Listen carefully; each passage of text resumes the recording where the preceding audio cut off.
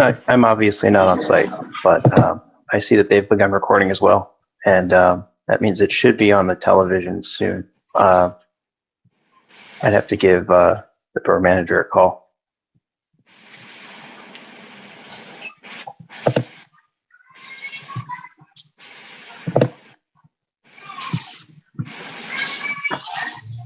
I'll go ahead and ask, but I'm not sure if they're keeping it open to the public. Thank you very much. I appreciate that.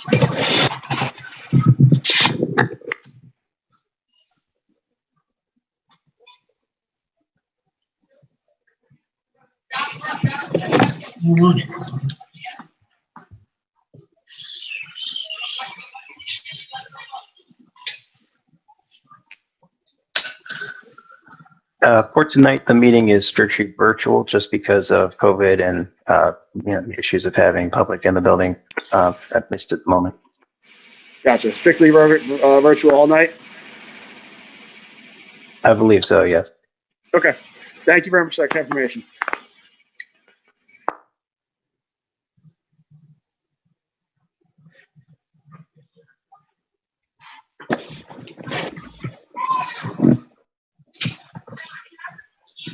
That's do need it.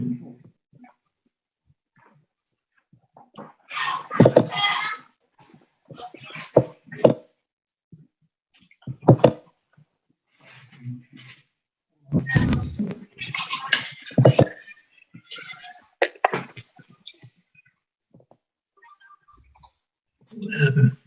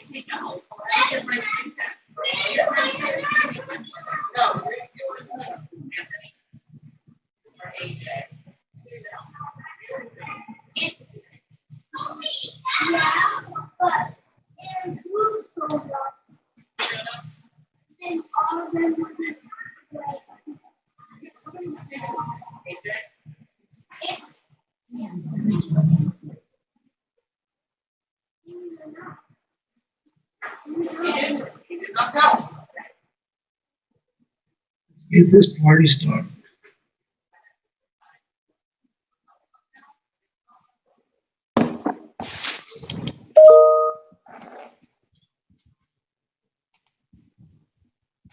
Hello, this is Marilee.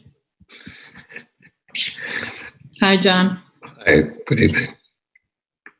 We have 37 participants. Wow, this is a big, Big planning commission meeting.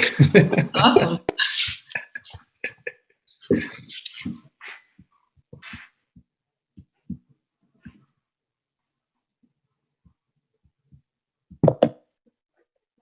Yeah, I think we're fully streaming on both YouTube, Facebook, and on the TV channels, and on the borough website.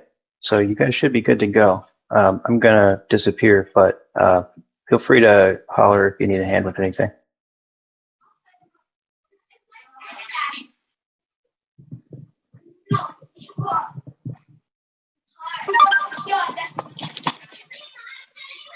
John, do you want to kick it off, or do you want to Mr. wait for Chairman, the? would you want us to get started here? Yeah, I think, let's see, I got John here and Paul's here. Steve's here too. Yeah, we got a quorum. We can go.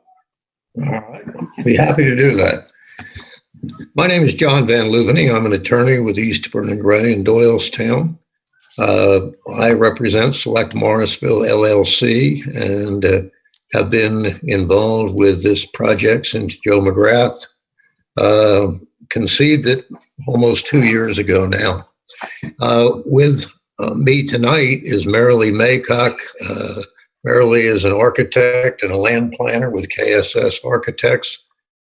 She is one of our team and helped me with the presentation to the Borough Council on November 16.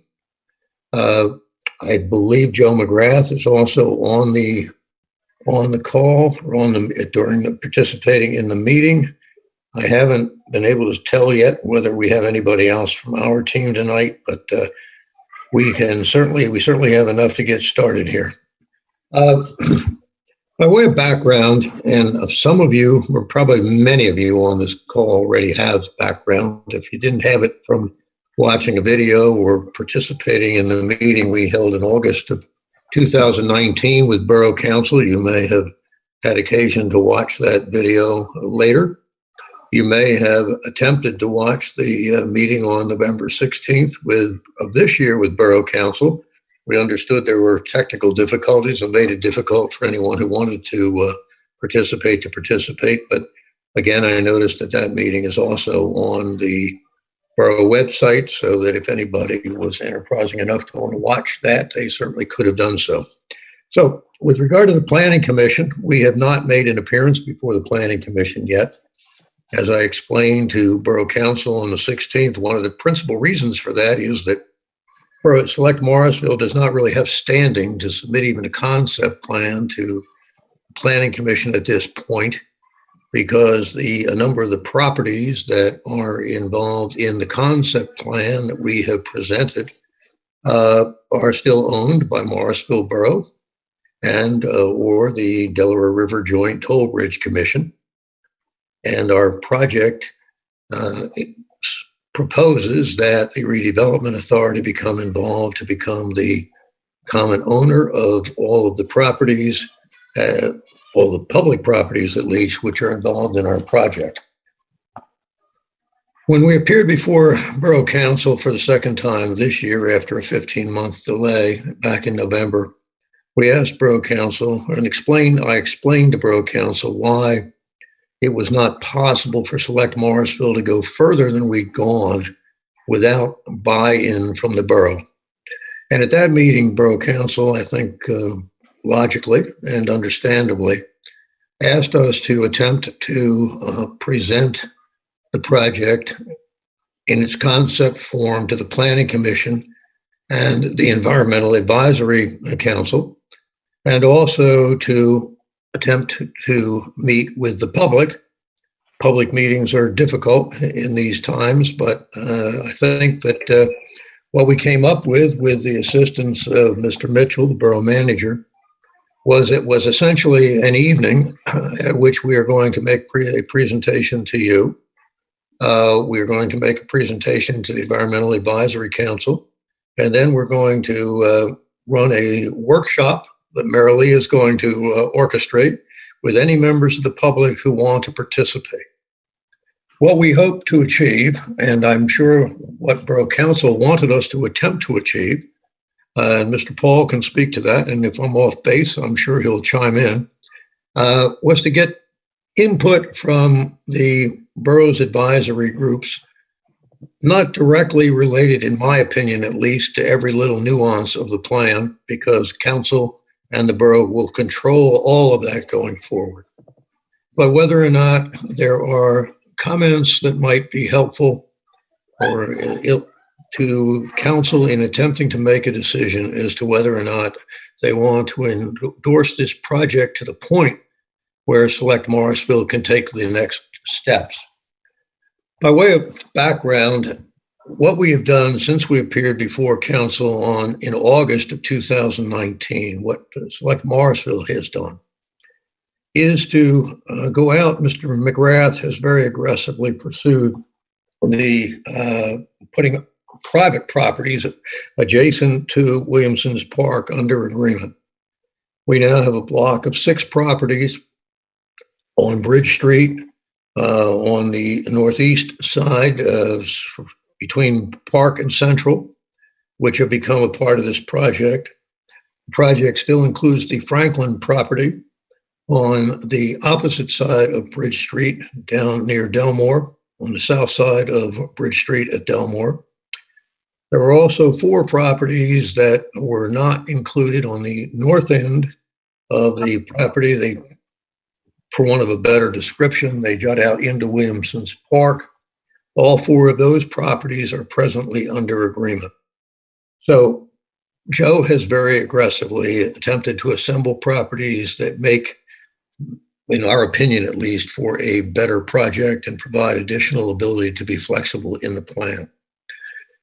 During that same period of time, they entered into contracts with key professionals, with Marilee's firm, KSS Architects, with a planning firm, Sikora Wells Appel, with Dave Minnow's firm, Minnow and Wasco, which are also architects and planners who specialize in luxury multifamily development, retained Bowler Engineering to do the site engineering, retained Earth Engineering, a well-known environmental engineering firm to assist in environmental impact assessments.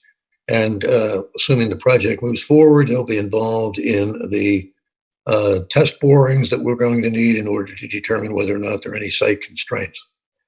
So we've done all of that. We've also continued to meet with the Redevelopment Authority, and the Redevelopment Authority is very supportive of this project and willing to become involved as soon as there is an endorsement, preliminary endorsement by Borough Council.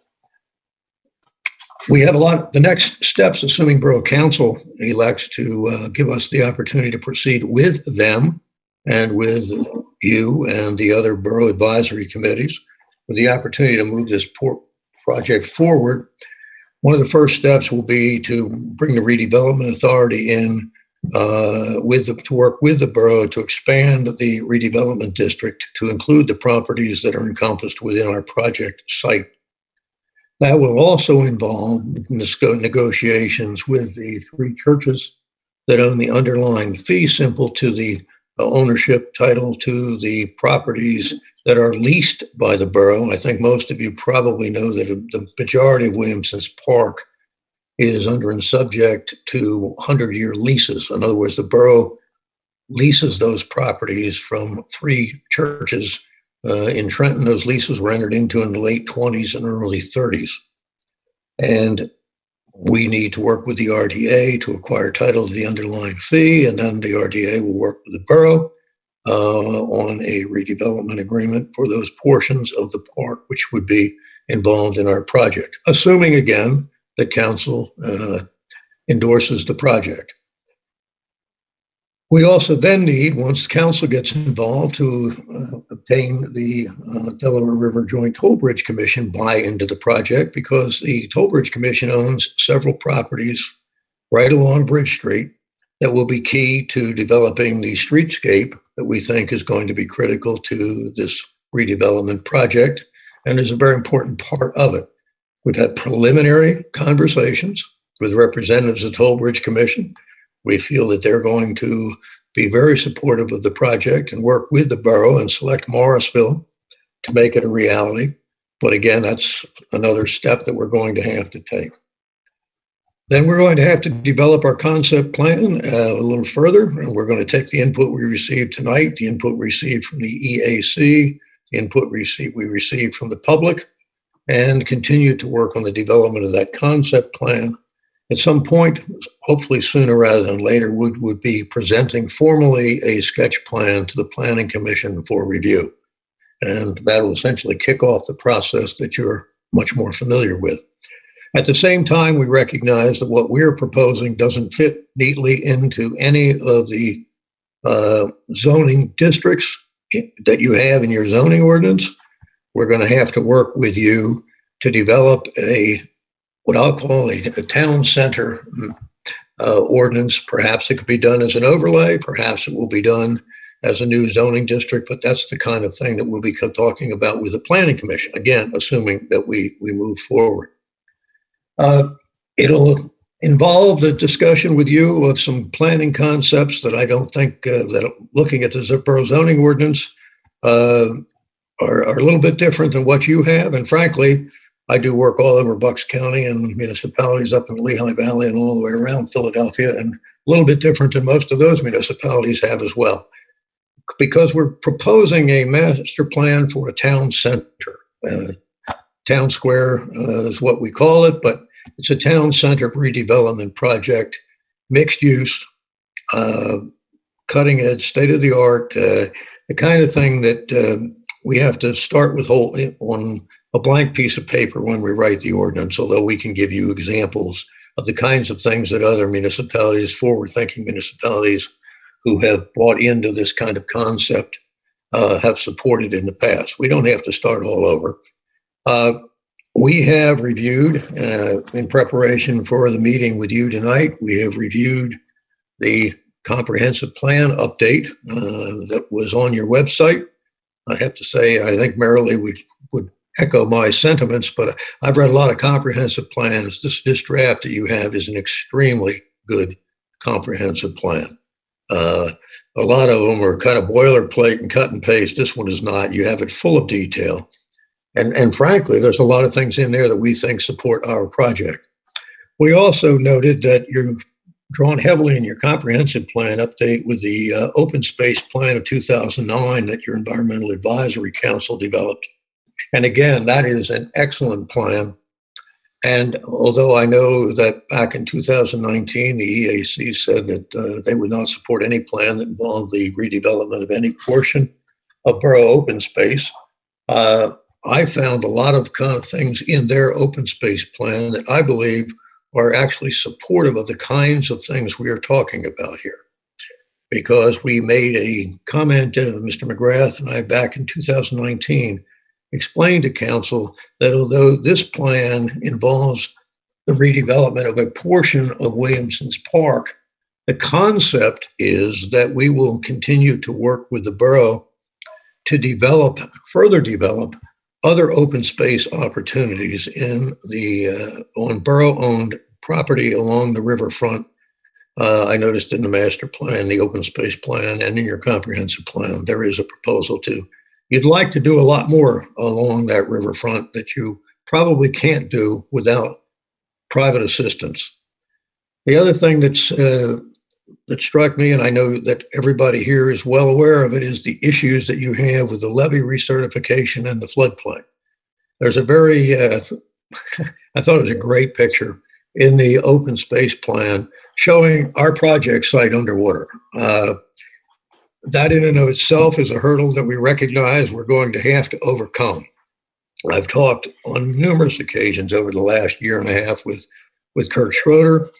I know Kurt would welcome the opportunity to have some private assistance and funding so that this project to resolve this floodplain issue, recertify the levee and address the flooding that comes down the other way behind it or through the canal, to address that without waiting every time for an additional grant so that you're going piecemeal. It should be done at one time, and I think we can help you with that. As we explained to Borough Council back on the 16th of November, Mr. McGrath's project budget includes funds for the development of off-site recreational facilities. And that's a key part of this project. But as I also explained, we can't control where or how. That's something that Borough Council, with the assistance of the Planning Commission and the Environmental Advisory Council and the public, will have to help us develop. We can't do that. So I describe this project, and I still describe it as a partnership. We need to have a partnership between the developer and the borough and the redevelopment authority. If we don't get buy-in, and the Joint Toll Bridge Commission, I should add, and without the buy-in of any one of those four participants, this project doesn't go anywhere.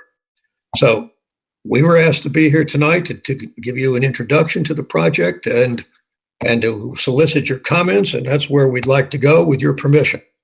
And if you're willing to let us go in that direction, I'd like to start with Marilee just to take you through our concept plan and why we believe, first of all, perhaps this is not the opinion shared by everybody in the borough, but why we believe this is the site and probably the only site in the borough that has the potential to really do a significant revitalization of the borough itself.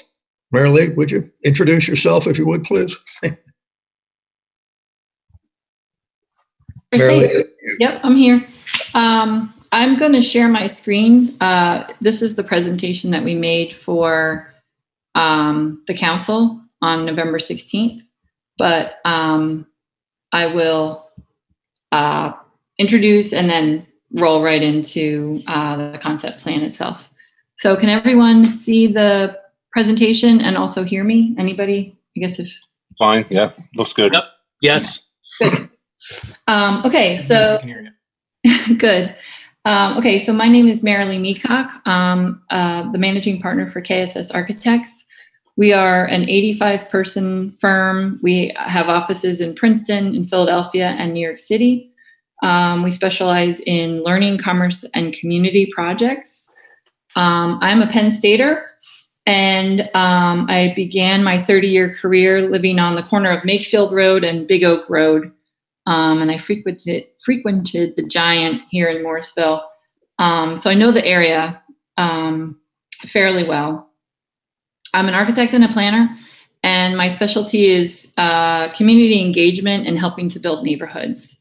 And so we wanted to orient you a little bit to the project. This is a site plan showing Morrisville in the gray outline here. The Delaware River is to the east. The site that we're looking at has the red perimeter around it. That's the Williamson Park. And this drawing really shows you how much of an opportunity this project could be for Morrisville itself. It really is, the Williamson Park, it's a beautiful park, but I think it's, in my opinion, it's fairly underutilized, and it feels a little forgotten. It feels a little unattended. And I think if you don't necessarily seize the opportunity to, develop it or spruce it up to make it more of an asset to Morrisville, I think that the park will continue to decline over time, and you're really kind of missing out on that untapped potential that you could see. In terms of the potential of this property, it's a very large parcel, which makes it very interesting for how it can make an entirely new neighborhood or a series of neighborhoods that would really benefit Morrisville. It's right on the Delaware, with access to nature and footpaths, between two major bridges that span two states, Pennsylvania and New Jersey, with the Trenton Makes Bridge, the Calhoun Street Bridge. What an amazing opportunity for Morrisville. I know you had mentioned in some of your plans, like, we're this amazing town and like nobody knows about us, So how can this project really embellish what Morrisville already is and let the world know. Central location between major cities of New York and Philadelphia, being able to access both cities in less than an hour, being on the highway network with Route 1, 295, 95, NJ Transit and SEPTA are within, short distance. And then also the park itself. And how can we use that park in a much more powerful way than it's currently being used? How can everyone in Morrisville use the park and have a piece of the park? And not only in Morrisville, but how can people in the region know about it? I mean, talk about, what an asset.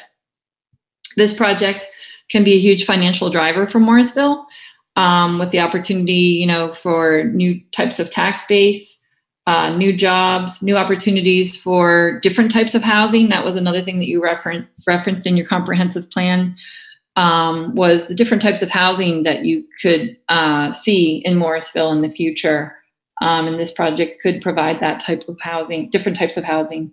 Increasing property values, not just on the perimeter of this development, but around Morrisville, throughout the entire town. If you've ever heard the term, the rising tide floats all ships, I think that would apply here, where, when you revitalize this section of town, it will bring the entire town up in terms of property values, and also in terms of the businesses that are in Morrisville. As we bring new businesses in, it will enhance the businesses that are already in Morrisville. And then last but not least, how can we improve the public amenities that are here for Morrisville and all the people that live in Morrisville? If you'll see on this map also, there are lots of, descriptions of different, the train, the highways, the trails. We're really looking at this project as being a multimodal project. And when I say that, I mean, how can we connect to the street network that's here? How can we connect to and create, bus stops for people that might be wanting to take the bus somewhere? Bike paths. I know there's a bike path that runs along Bridge Street. The pedestrian pathway, along the levee. How can we enhance that? Connecting to the New Hope Trail, and also connecting down to the dog park and revitalizing all of that property along the south of the Trenton Makes Bridge as well. These are all sort of visions of what we're hoping to do with this development. This is a little bit of a closer view of this property. And you can see in this view, the Delaware is off to the right, Morrisville is off to the left. There is a center of the donut, which is that little neighborhood, which is on Park and Central. This development, the Williamson Park currently surrounds that neighborhood. And this shows you the Trenton Makes Bridge, which is down here, and then Delmore Avenue, which is the western perimeter of Williamson Park. So in my career, in my profession, I do a lot of research into what makes community. I do different types of research for different reasons. But in the idea of community, really what builds community for people, what humans need in order to feel like they're part of a community. And some of the key pieces that they really do need are housing, healthcare, food, recreation, education, and nature. And when they have those pieces of community, they can really connect to each other and they can kind of transcend in their lives. And so we've really thought about this development as a community, and it picks up all of those pieces with the exception of education. And it puts them together in a really nice mixed use way. And I will show you that now. So this is our current site plan. And to orient you, this is Bridge Street right here. This is the Trenton Makes Bridge. Delmore Avenue is shown at the bottom of the screen. The Calhoun Street Bridge is off the page to the left. And then the Delaware River is at the top of the screen. And so what we're proposing in this new development is to really enhance, and a lot of these things we were really excited to see in your comprehensive plan, that we're doing a lot of the things that you had set out to do. And one of those was sort of enhancing the commercial feel and the entry, the gateway into Morrisville, into New Jersey from the Trenton Makes Bridge. How can we make a statement along this Bridge Street corridor with a beautiful, commercial, sidewalk cafes, all that type of thing, benches, people walking their dogs, all of that kind of thing. And then in terms of housing, what we're doing is we're locating housing nicely bookended on the property with some housing shown at the north end, some housing shown at the south end, with the Bridge Street entry over in this location. And then that housing is actually nicely distributed to have access out to both of the bridges, both on the Calhoun Street side and the Trenton Make side, where you don't have all the traffic kind of clogging up in the center of the development. So there's a nice distribution of uses with the park in between, and the park can be really enhanced and supplemented. And that's what the meeting that we're going to have tonight with the public, we really want to find out, what are people looking for? What kind of amenities are they wanting to see in their park? And that, it's going to be a really interesting, fun session to learn more about what the public is looking for.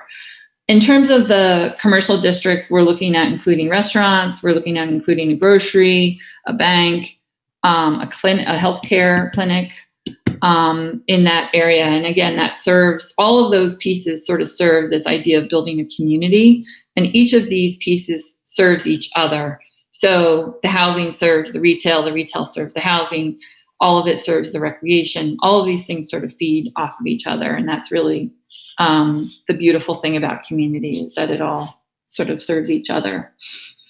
In terms of how we intend to do this, I'll show you some images of the types of places that we hope to build. That's another area that I do a lot of research in, what makes place. And we're thinking about, right now, we're thinking about 5 places that we will be building as part of this development. But as we gain input through both your comprehensive plan, the open space plan, and the public workshop tonight, as well as other ways that we're gathering information, this may change. But one of those, this shows you the first place that we talked about, which is that Bridge Street entrance sequence, the gateway into Morrisville, the gateway into this neighborhood. It could be a really beautiful, look at the stone and the umbrellas, the fireplaces, little lamps, all of these little details are the types of things that we're thinking about when we're building this first place on the development. The second place is what we're calling this commercial quadrangle. And it's actually this space, which is happening behind Bridge Street. It's fronting onto Delmore Avenue, but all of these shops not only have fronts onto Delmore and Bridge, but they also have frontages onto this quadrangle here, where people can enter, they can enter these shops from the back or from the front. So these are very transparent. And this is a really nice place for community to gather.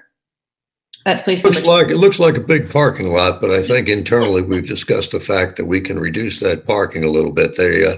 This is parked right now at 76,000 square feet of retail space, and it's parked at 5.5 per thousand, which is probably a 40 or 50-year-old parking ratio. And I see Mr. Ware is there. He probably can help eventually with coming up with the right numbers, but we think we can do a lot better with the design of the parking lot. One of the places that we had considered, and again, we want to get public input on this, is the idea of building a town green. How can we build this place where everyone in town gathers, and they come for events, they come for tree lighting ceremonies, menorah lighting ceremonies, music festivals, concerts. What is that place that really expresses the heart of Morrisville? And traditionally in typical town or a typical community, it's the town green. That's where everyone gathers. The idea of maybe building an amenity related to that, like an amphitheater, I'm skipping around a little bit, but we could build this amazing little amphitheater right on the Delaware. And I guess that was another thing that we was referenced it was either in the open space plan or the comprehensive plan. It may have actually been in both, but the idea of building a theater that really celebrates the Delaware, celebrates Morrisville and Morrisville's community. That was sort of the thinking here. And then the idea of building residential neighborhoods. How can we build, new types of housing in new neighborhoods where people can really connect both the center of the donut, which is the Central and Park neighborhood, over to the neighborhoods along the canal. And we can do that by building this new neighborhood here. In terms of the meeting that we have tonight with all of the different groups, with your group, we're meeting after this with the EAC and then with the public at 8:00. But really what we're trying to do is figure out a way to seize this opportunity to build this as a community asset. And in order to do that, it really needs to authentically represent Morrisville and the things that are special about Morrisville. What is the legacy? What is the identity? What is the essence of Morrisville? What really represents you guys? And these are some of the questions that we're going to be asking tonight. What are sort of unique features about Morrisville and about your community? And if we are successful in this endeavor, this neighborhood or community that we're building here will really represent you. It will be your neighborhood. It will be places that you walk your dog. It will be places where you buy ice cream. And the sights and the sounds and the textures will be your sights and sounds and textures. And it will feel safe and vibrant, not only during the day, but also at night and in different seasons. It will feel like a place. It'll feel like a place that you want to come. So that is the overview. I'm going to have Dave Minnow, who's on the line, talk a little bit more about the actual housing piece. Dave, I don't know if you want to. I think we know that this is an area there from the initial meeting we had in August of 2019. There were a lot of comments about the housing. Do we need apartments? We tried to explain that these are different. Dave will focus on why these are different, what you think of for apartments. There was a lot of concern about the number of units.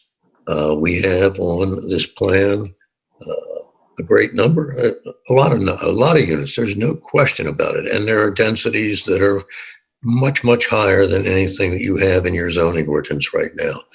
It's up to us. We'll have the burden of convincing you that these things make sense. But obviously, the residential units are the economic driver for the development. And what I think we can try to convince you of, and we think with statistics we can certainly show you, that the impact of this number of units on the borough is going to be positive, not negative, and that there will be very little impact on your school district. But we can come back to that. But Dave, why don't you go ahead? Sorry to jump in. And Dave, just so you know, too, we only have about 25 minutes. We want to leave some time for questions, too. So very May I interrupt 1 second? How much time are we going to have for questions? We can stop now if you want. That's up to you. Because we are hearing a lot of talk, and I know a lot of people out there have questions. I hate to interrupt, but why don't people try use the chat feature? Well, first of all, the public questions we were hoping to save for the workshop. I'm on the planning commission, so that's why I'm asking. I know you are. I understand that. Yeah. Yes, we'd love to hear your questions. I'll give you another. I mean, I'm just saying, I'm listening and listening, but I'm not hearing anything. I'm a little frustrated. To be honest. John, if we can ask some questions before we move along, I know that's fine with me. I heard some of the presentation at the council meeting, but I think some of the planning commission members have some questions, and then I know the next hour is devoted to the EAC and then the public. So I think if we can hit some questions from the planning commission members first, and then if we have some time left over, we can continue on with the housing presentation. That's fine. Thanks, Tom. I got a question. With the, you said that the lease is owned by a couple churches in Trenton, 100-year leases? No. But the ground is owned by the churches. Right. With the lease, we lease it. Martha Subject to leasing to the borough. That's right. What happens? I mean, is it constantly? Can it always be parkland, or is it up to the churches to say we don't want to lease it to you anymore? We're going to sell it. The purpose of first of all, the leases They have a few more years, but I think one was 1928 and one was 1935, something like that. As long as the purpose of the lease is to use it for parkland.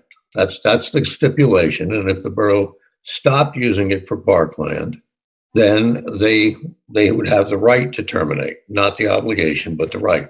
And that's the role that the redevelopment authority will play here, is negotiating for the purchase of that underlying fee from the churches, either by acquisition or by condemnation. And the redevelopment authority has that power. A private developer certainly doesn't have that power. Private developer would certainly have no interest in buying Williamson's Park, subject to $1 a year lease to the borough. So I was more concerned if the churches wanted to reverse that lease. Well, they can't reverse it right now as long as the borough doesn't violate it. But the point that I'm making, and it's a very good question, but the point that I'm making is we recognize that the church's interest in the real estate would have to be purchased before this development can go further, and that would leave it up to the redevelopment authority and the borough to. All right. In your presentation back in August of 2019. You didn't have the Beco property listed. You added that in the presentation in November, and you're presenting more housing there. And you said you reduced the from 6 to 4 levels down at the northern end. The apartments at the north end were 6 stories, and they've been reduced to 4. That's correct. 4 over a parking garage. But you're still at your net. You haven't lost any housing. Oh, no, that's true. We may have even gained some. Okay. And then I know at the November meeting, you omitted any type of the fields down at the old Cloverleaf property. What was your intention of leaving that out? We didn't put them in the presentation. If you listened carefully, well, maybe if you were one of the ones who was fortunate enough to be able to hear. I was there. One of the things that I said at that meeting was that we still have the budget for those properties. Select Morrisville never had an opportunity to put those properties under agreement. We showed them as possible locations for future fields that we were willing to develop for the borough. We don't expect the borough to endorse a project that results in a net loss of recreational facilities to the borough, but the ground that can be redeveloped or developed for those fields is ground that's subject primarily to control of either the borough or the school district.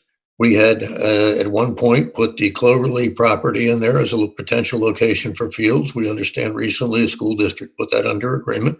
But that's the kind of, we need to be able to work with the borough, with the planning commission, with the EAC. What properties do you have that you'd like to see developed that way? What do you want to see developed along the river? And we have some money to contribute for that purpose. But we showed those fields as potential locations, but we can't control them because we can't force the borough to sign an agreement to sell anything to us. I understand it, part of that should be included because I don't see going from 7 fields or 8 fields down to 1 field and saying, well, possibly we can have the Manor Park site or the Cloverleaf site. I realize the Manor Park School is under a sales agreement, so that's going to leave 1 less park if we move that way. I understand that. And you remember we had 3 fields shown on the original plan. Park, and that's still a possibility. But what we said then is that the overall development recreational program is not something that we want to, or in a position to dictate. If that's the desire, we can still go back that direction. Mr. McGrath has identified a number of properties in the borough that are potential sites for the development of fields. We can work with and will work with whomever we're designated to work with to identify those sites. But, it's a little presumptuous of an outsider like our group, even though Mr. McGrath has been around for a long time, to try to tell the borough where they need to develop those facilities. That's something that we think is a part of this partnership that we're trying to foster here, where we'll work with you. You tell us where you'd like to have things developed of those nature, and we'll work with you to supplement them. We don't know what the needs are. We don't know what the perception of needs are.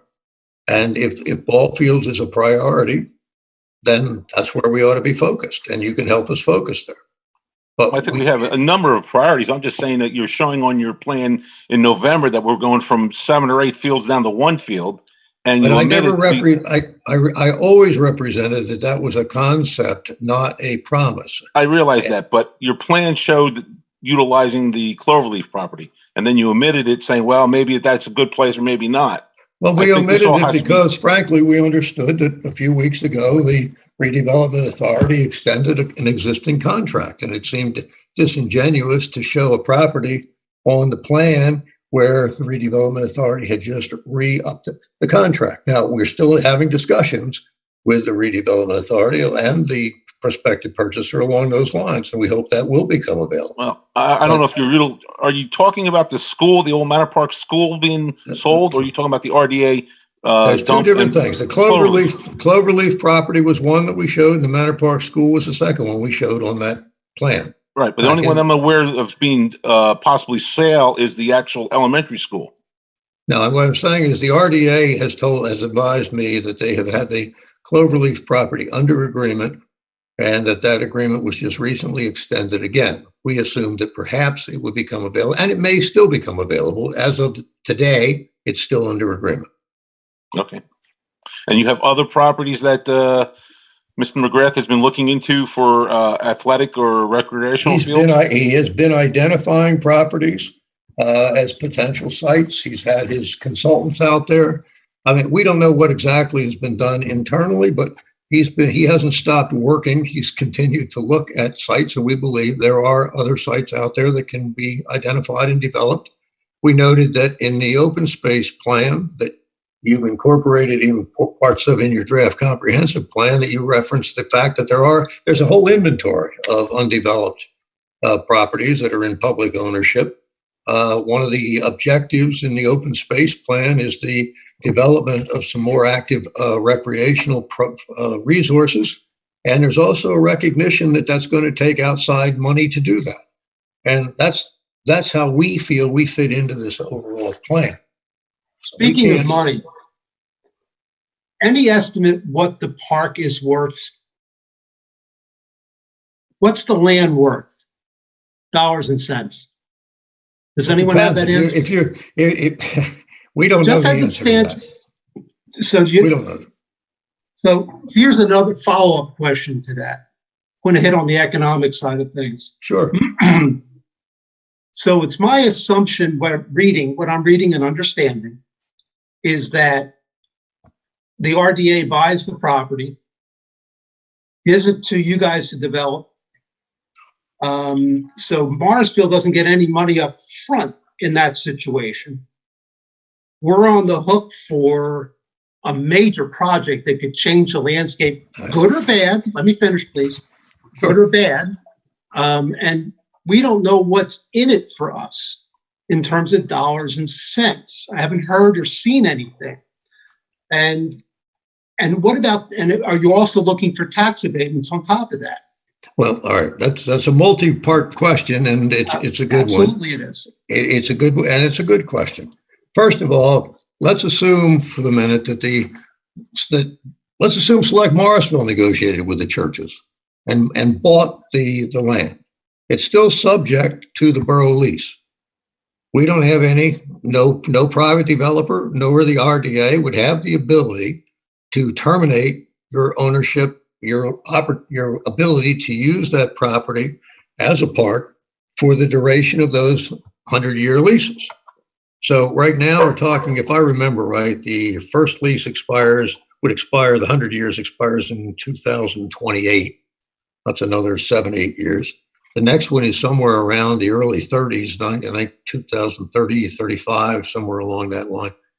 Nobody is going to buy that property subject to a lease and sit on it for all that time.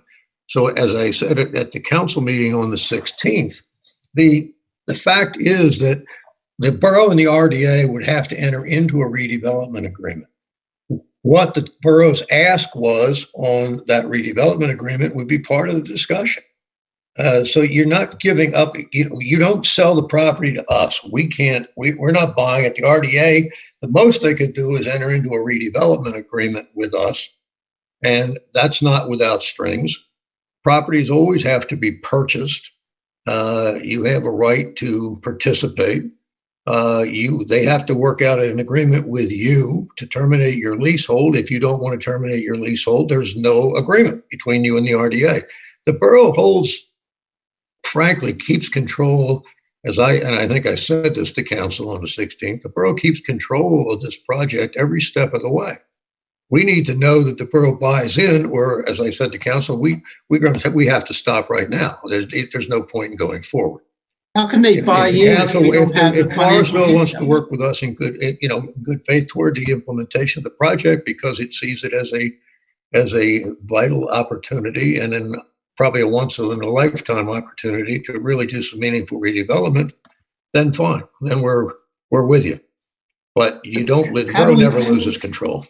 But how can we go forward if we don't have those details? Yeah, I mean, the financial. We're not going forward with anything except to say, let's take the next steps. Let's talk to the RDA about expanding the redevelopment authority. Let's give the redevelopment authority the opportunity to attempt to acquire the property from the churches. I mean, those are the next steps. And then we start with some of the planning and some of the other things that we need to.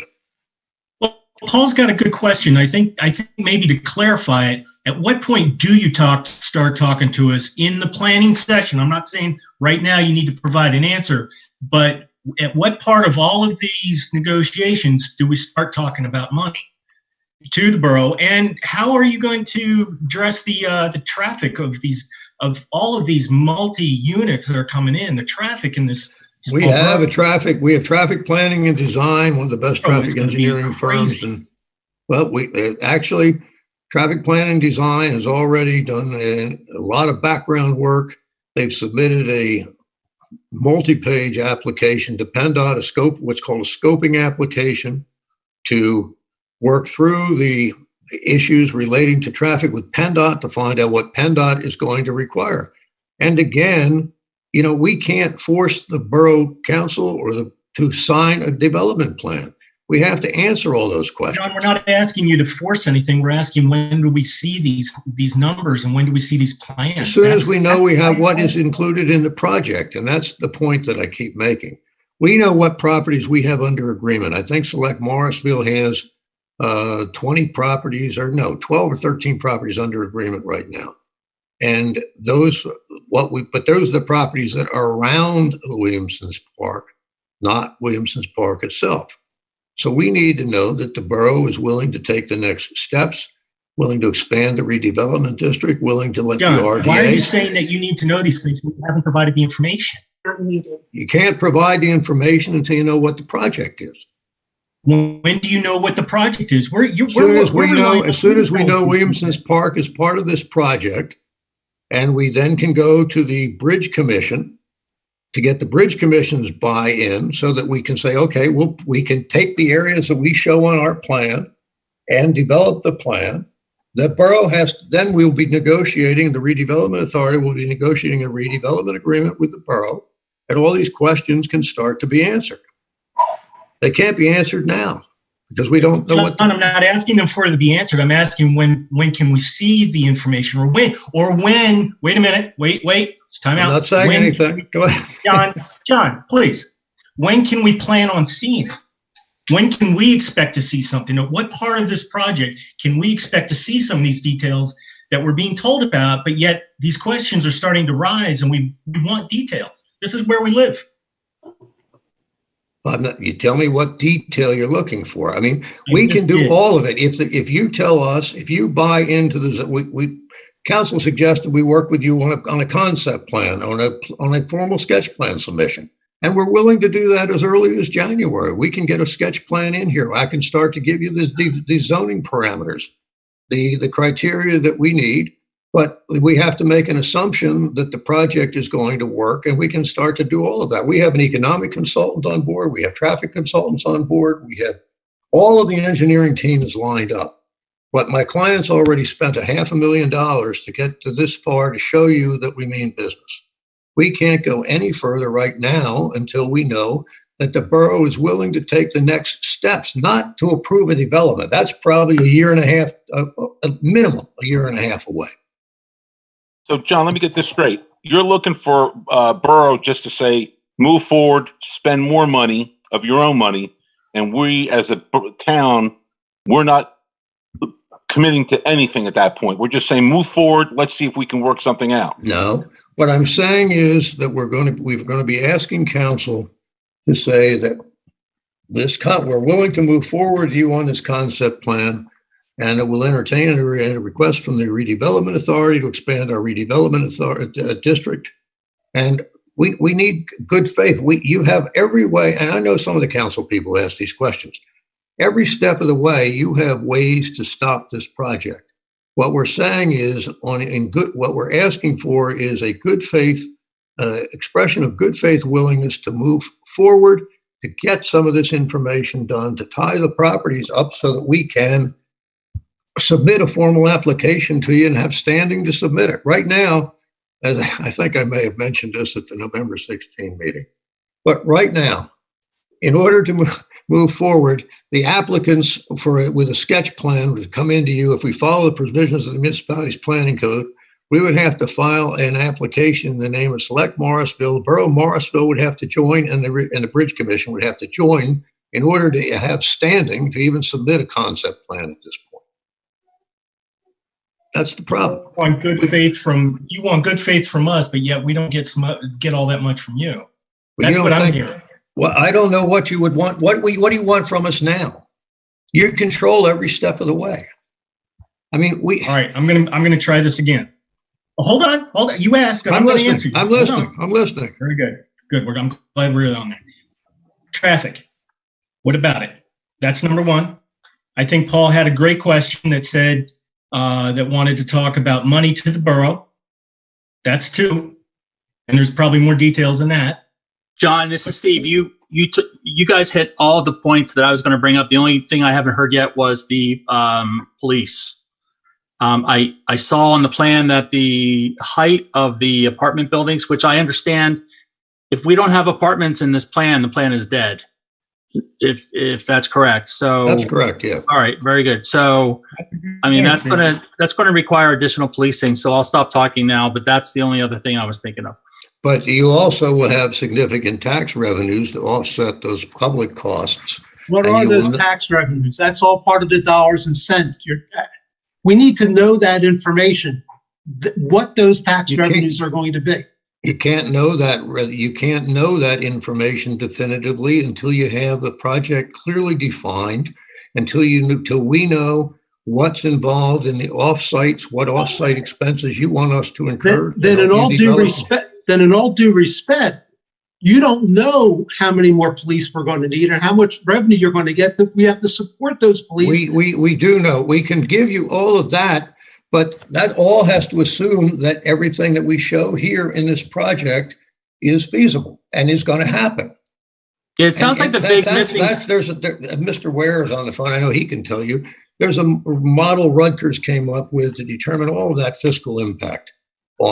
Given a particular project, you can plug all those variables in. You get the borough budget, you get a school district budget. You plug the variables in, and you have your answers. It's not that complicated, but it takes a lot of assumptions. And the assumptions are what is the project, and is it going to be? Could I ask one question? Sure, Mr. Chairman. It seemed I understand that you're saying you can't move forward at this time. That's why you're looking for, approval from council. But what I'm hearing is almost the only way to get that property, even with council's approval, is for RDA to have condemnation and change its status. Is that correct? We don't know that. We don't know. The churches may be willing to sell it. Okay, so put the churches aside for a moment. You still have the rest of the land. So the RDA still is going to have to. I think the RDA is playing a huge part in this. The RDA, it makes it possible to take the Bridge Commission. A private developer can't just go out and acquire land from the borough. I think you know that. I mean, there's a procedure that has to be followed.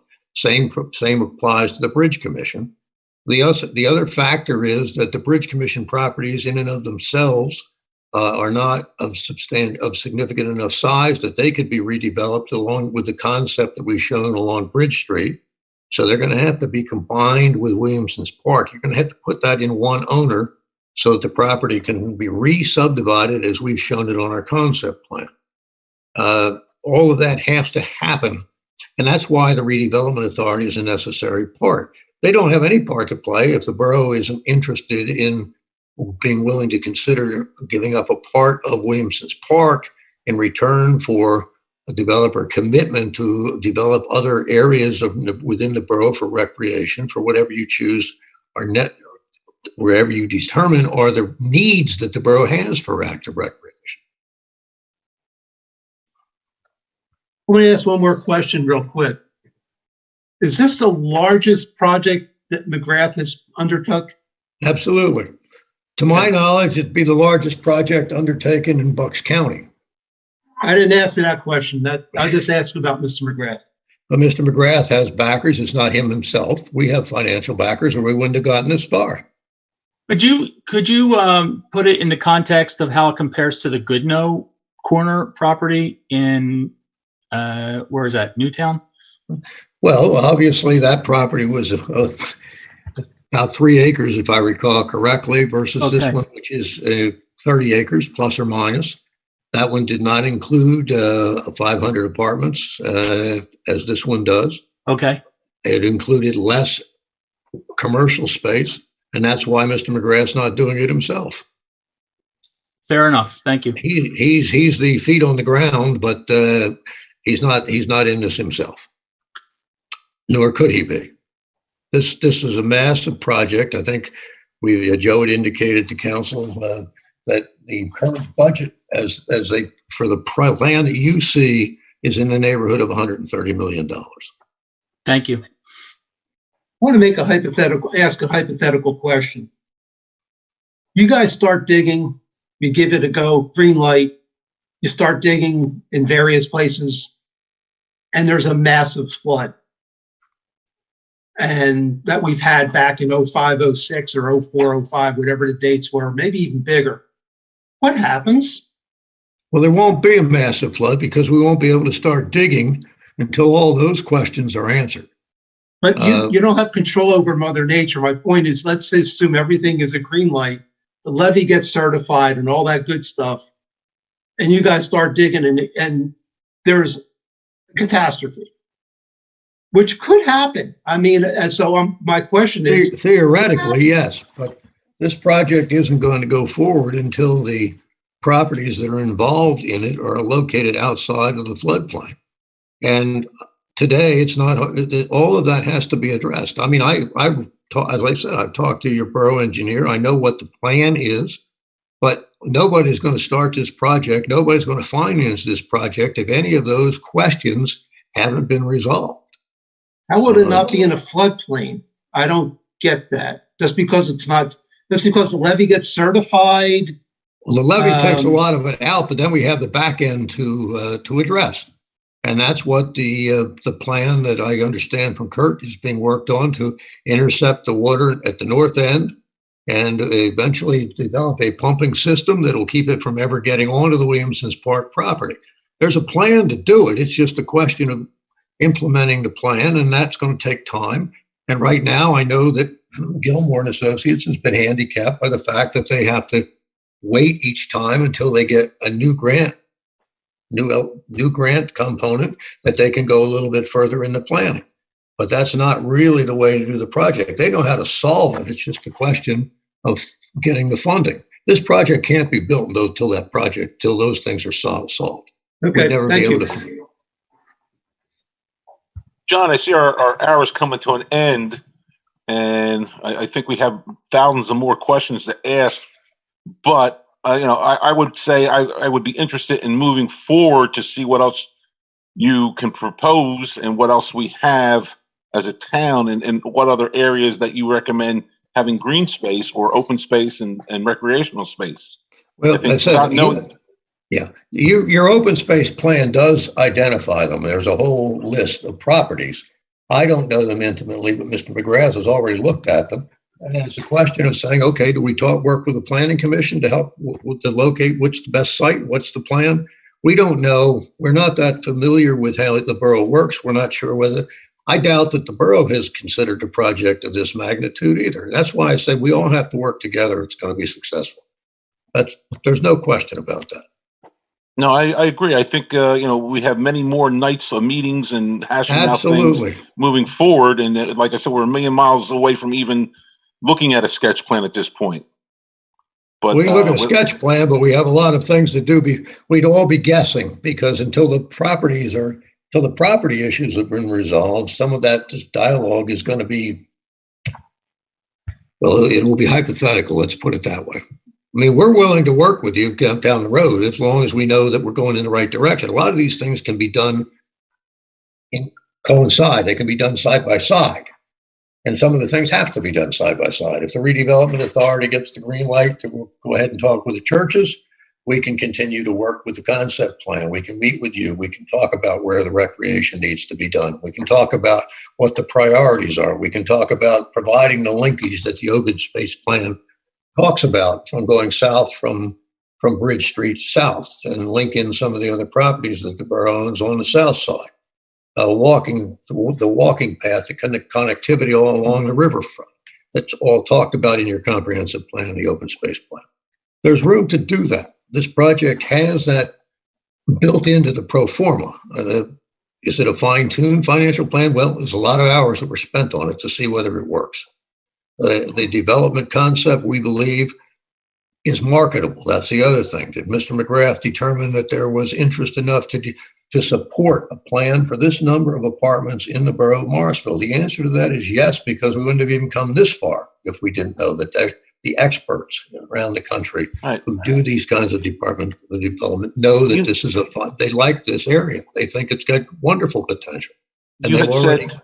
I'm sorry, not to interrupt, but you had said, I believe at the council meeting in November, you had said the average rent would be like $1,700 a month for a one bedroom. I'm not sure I said that. Mr. Minna might have said someone that. might have, Somebody on our team. I think I remember hearing that. I think you're right. I know. Is any consideration as far as taking care of like a senior center, well, not a senior center, but a senior housing with a little bit lower rent?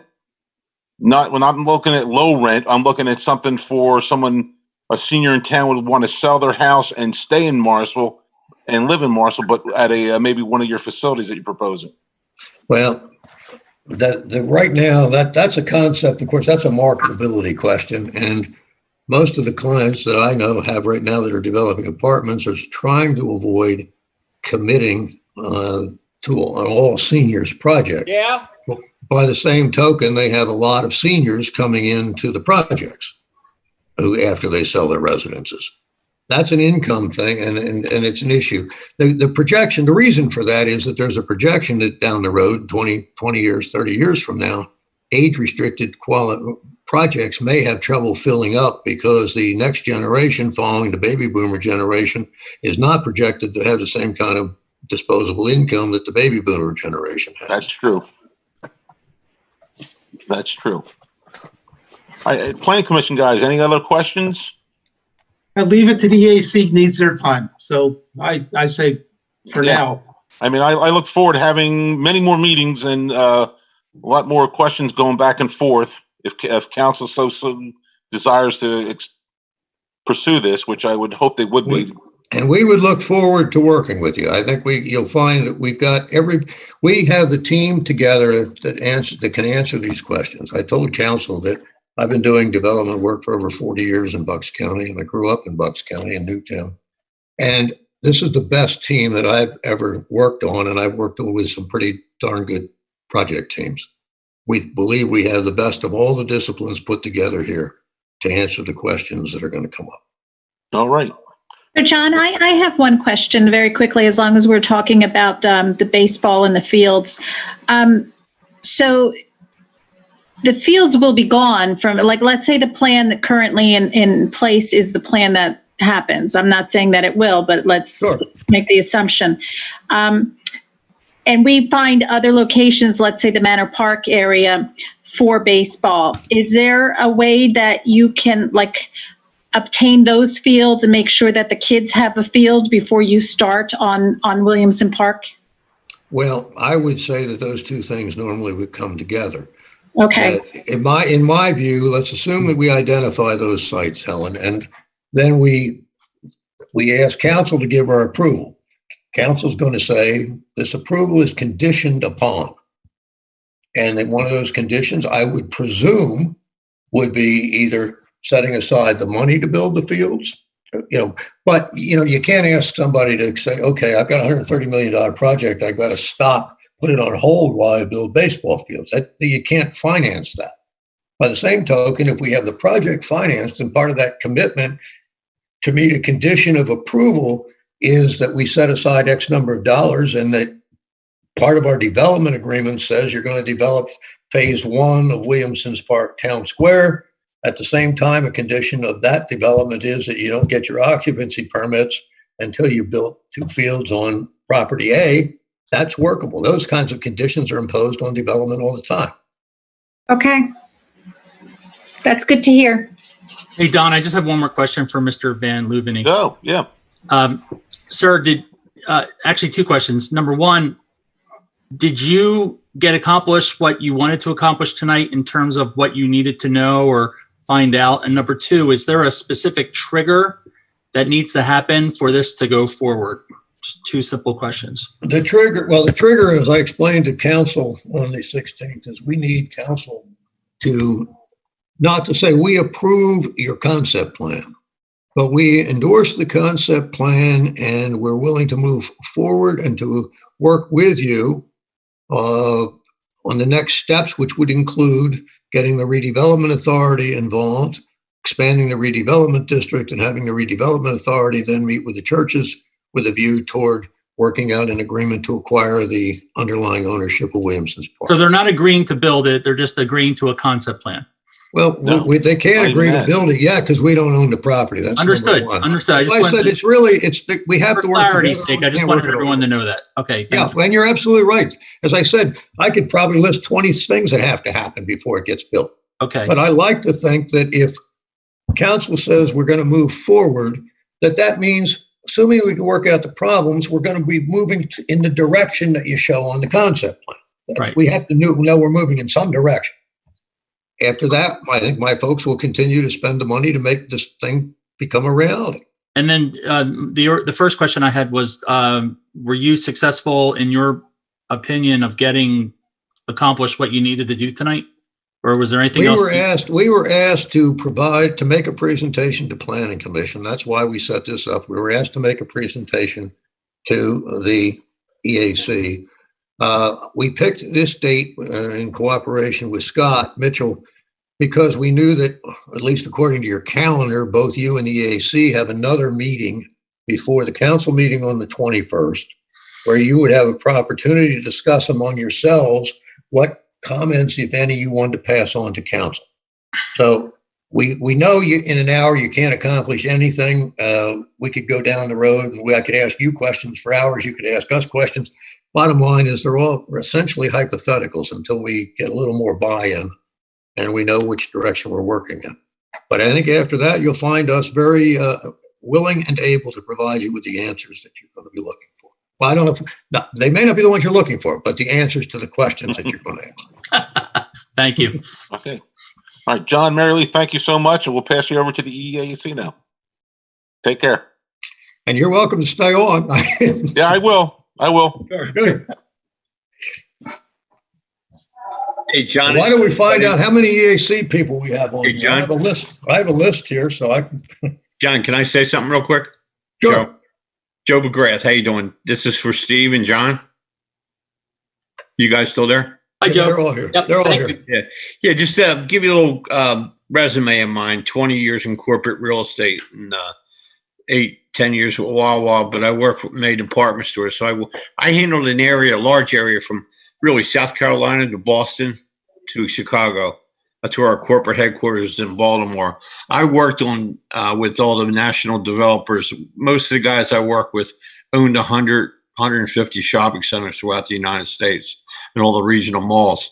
So my network for the last 40 years is, first thing we did when we came to Morrisville was we do a financial prospectus with a pretty big team out at Radnor, probably one of the biggest financial teams around in the country. So we put a prospectus together, and we came across some immediate, I thought the park was one piece of land. Of course, it isn't. The frontage is all on Bridge Street, not owned by the borough. The frontage is on Dunmore, not owned by the borough.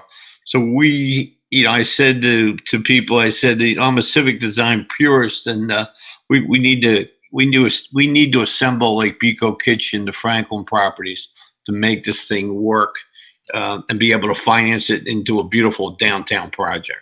I said I can't do it without all these parcels. It wouldn't work. Okay, does that make sense to you? So yes, thank you. So we have a pro forma, and we keep inputting it. We have an economist I work with, and we have a financial deal at some point we'll be talking to the borough about. Okay. Thank you, Joe. You're welcome. I'm still concerned about the details that are being very vaguely. John Louvenet, you're on mute. Sorry. I said we're concerned about the details too. I'm still concerned about the details that are vaguely referred to, and I'm still looking for. I hear what you're saying. It doesn't have a lot of substance. And Morrisville is a great place. I love this place, and I want to protect this place. I want to see it grow. This planning commission has come up with some fantastic ideas, and we need your kinds of projects to move forward. You asked for good faith. Yep. We need more in order to give you that good faith. So that I'm not saying that you have to now. I'm just explaining a little bit of my frustration in this presentation, where there's not a lot coming out for us to grab onto and to know about. John, let me just answer that. You have to deal with that, right? I understand that, but this is not a normal project. On a normal project, I come in representing a client. The client has the property under agreement. Client knows exactly what it can do with the property, what it is able to do with it physically, and if we have a list of things we need to accomplish, normally it's as simple as saying we need a variance to do this, or we need you to rewrite the ordinance to enable us to put this project together. This was a lot more complicated than that, and it needs the cooperation of more than just something that we can't control it. It needs the cooperation of the borough. It needs the cooperation of the redevelopment authority. Okay. It needs the cooperation of the bridge commission. All right, You're not going to find a more complicated project than that. So we can only go so far with details at this point. We can tell you we're willing. We can do this project. I can tell you that we can do it. We just need to get to the places. I understand why the borough needs to know what's coming out of it for it. If we're going to ask you for tax relief, you have to know what it is. You have to know what the benefits are to the borough, what the short-term benefits are, what the long-term benefits are, what the impact are in the school district, all those questions. I'd be asking all those questions down the road too. But right now, we're not asking for approval of that plan. That's way down the road. I think you folks have been on the planning commission a while, know how many steps there are to get a normal project approved. This one, you've got control every step. You're going to have to approve the zoning ordinance. You're going to have to approve a preliminary plan. We're going to have to solve the floodplain issues and the stormwater management issues before this project can be built. There's all kinds of issues here. It's hard to even put a dollar value on them. We have a budget. We can think we can make it work, but it's not a simple project. It can't be done the way it's project. It's getting 7:15. We only have about 45 minutes. Yeah. How many EAC members do we have on here? I can't see the full participant list. Steve Fowler. Good. Okay. Mary Renda. Okay. Good. Nicole Roman. Nicole. Okay. Great. Where's Peg? I saw your chair was trying to get on at 6 o'clock. Here she is. Peg Mongillo. I was trying to put audio on. Anyway, here Wonderful. I am. Okay, good. So that's 4 out of 5. Did I miss the Yeah, fifth one? Marlene will not be here. Okay, perfect. All right, well, listen, let me just start, and maybe some of you already. Can I? Sure. A little bit. Has there any of our EAC not seen the presentation? That was going to be my question, Mary. Thank you. Because I've seen it a few times now. Yeah, I know you have. And so, if we don't have to go through it again. I was going to ask you if you wanted to go through it again, and hopefully I was going to hope you were going to say you didn't need to, and that would be fine with us. Yeah, I'm all right with it, not you seeing it. And I know you were there back in August of 2019, so I remember that, and I looked at the minutes just to refresh my recollection. I saw that Peg and Mary were the first 2 speakers during the public session, and I think, Peg, you stood up on the set as that the EAC has agreed it will not support any redevelopment plans for Williamson Park other than those for the improvement of passive and recreational activities. So we recognize that if that is still the position of the EAC, we've got an uphill fight, but we're willing. That's why we are here talking with you. And if that's still your position, obviously, you're welcome after tonight to tell the council that's still your position. But one of the things that we did do since the last meeting, or that I did, and I know Marilee has done also, is take a look at the open space plan that you did, that the EAC did back in 2009. And I think Mr. Fowler, you're probably the only one who was on the EAC then who's still on the EAC, if I compared names correctly.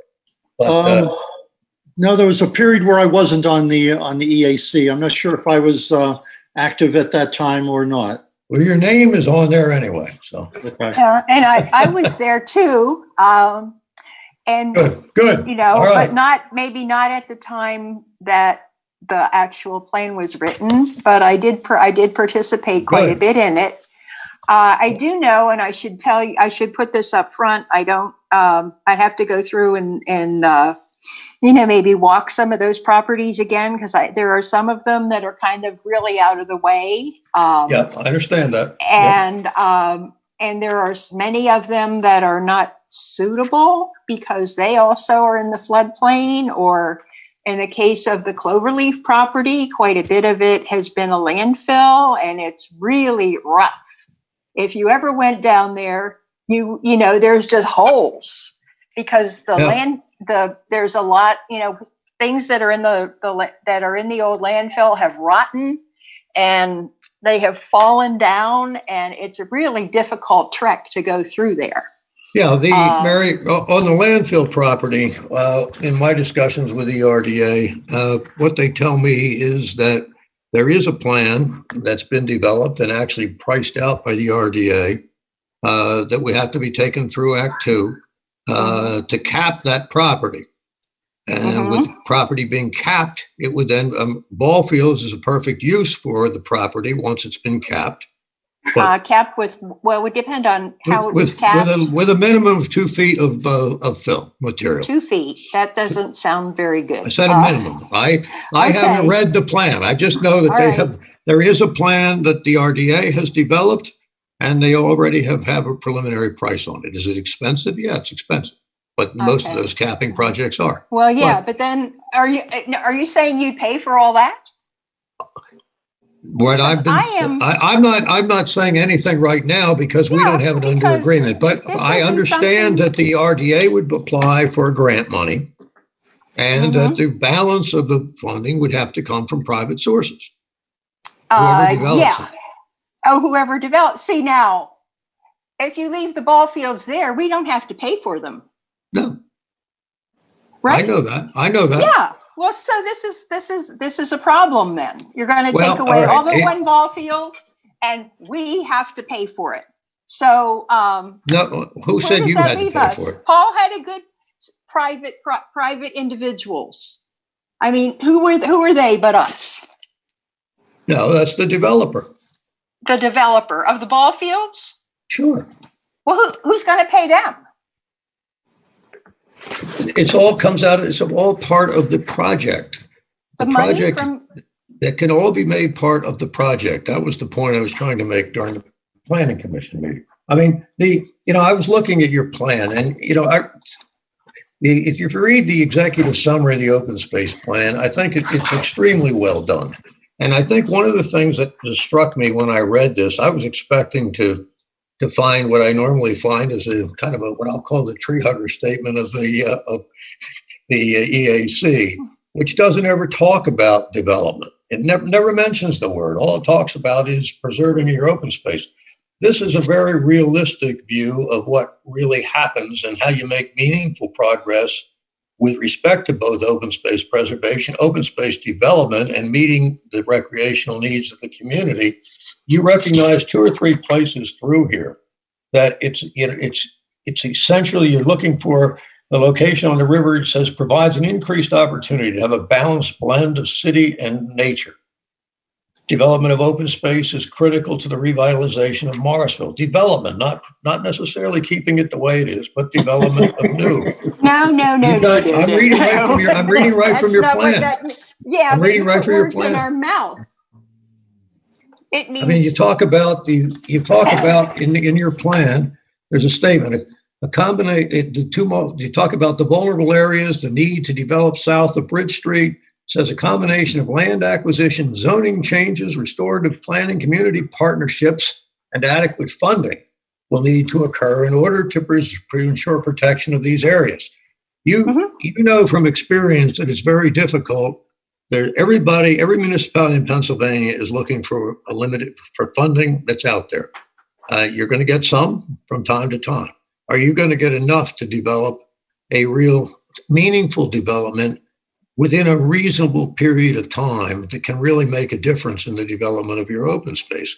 A project like we're proposing here has the scale to make that happen. Does it involve part of Williamson's Park? Sure it does. Most but of it. There's nobody's asking or expecting that you're just going to say, okay, you go take over our park, don't give us anything back. That's never been the concept. And it still isn't the concept. Do we know, John, what is inside that landfill? I haven't gotten that far, Steve, because we don't have it under agreement. I'm sure the RDA can tell you what's in it because they couldn't have come up with a plan for capping it unless they knew what was underneath it. Yeah, we would like to see the plan, and actually we asked the RDA for the plan and they did not give it to us. They may not own it. I don't know. If I were you, I'd want to see with that too before I propose putting ball fields on it. I agree with you. Absolutely. We're going to want to see it too if we're going to get involved with that property. Yeah, I know. Yeah, you can't say, well, we're just going to put the ball field somewhere in the borough and somehow they're going to get paid for. And that's going to be fine. Agreed. The first question that has to be asked, I mean, if Borough Council accepts the statement that your chair made back in 2019 that they're not going to support any redevelopment plans for Williamson Park other than improving passive and active recreation, that answer means that we stop talking because there's nothing to talk about.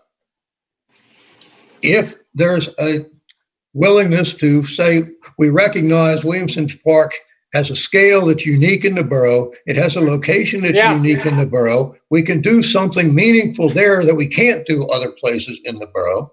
And the scale of that development can address a number of needs, including the revitalization of the downtown. And at the same time, we can advance the development of our open space and recreational facilities. Then you've got something. And that's the public-private partnership aspect that has been successful in a lot of communities across the country over the last 20, 30 years. And I think it's the future. Morrisville by itself is never going to come up with the kind of money in grant form that's necessary to implement the vision that you have in your comprehensive plan and your open space plan. It's not going to happen. The only chance you're really going to have is with a project like this.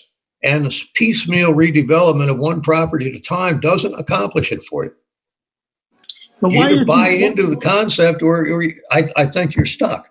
The best chance to implement your plans, your comprehensive plan and your open space plan, are working with a developer like Mr. McGrath and his team.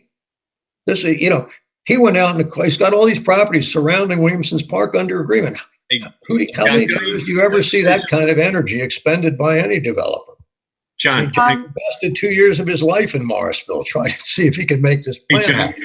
Can I make a point here, please, real quick? This is Joe McGrath. How you doing?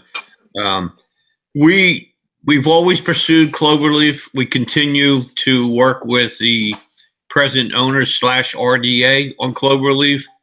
I made that decision before when I talked to Little League. We were still, and I still am what I got estimated cost on it, and we have to look at being able to put that in our financial performance and bite the bullet and make it happen. That's our goal. Well, and that's, you have.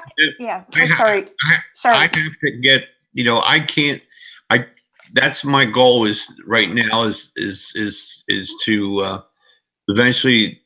I think that's a good thing that a property be properly cleaned up for the betterment of Morrisville and everything. And we looked at even like sewer authority has property along the water tower there, connecting walking trails down there along the railroad tracks. So,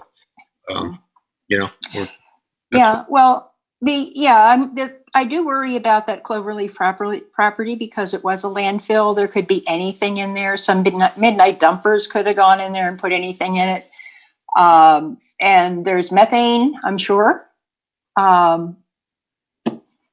So it's a problem, and it would have to be it would have to be looked at. Is this going to be a place where you want kids to play ball? Are they pit sliding, and is it going to be safe for them? That's what I'm worried about, the safety of that property, and I'm sure that anybody that has kids that wants to play on it. So am I.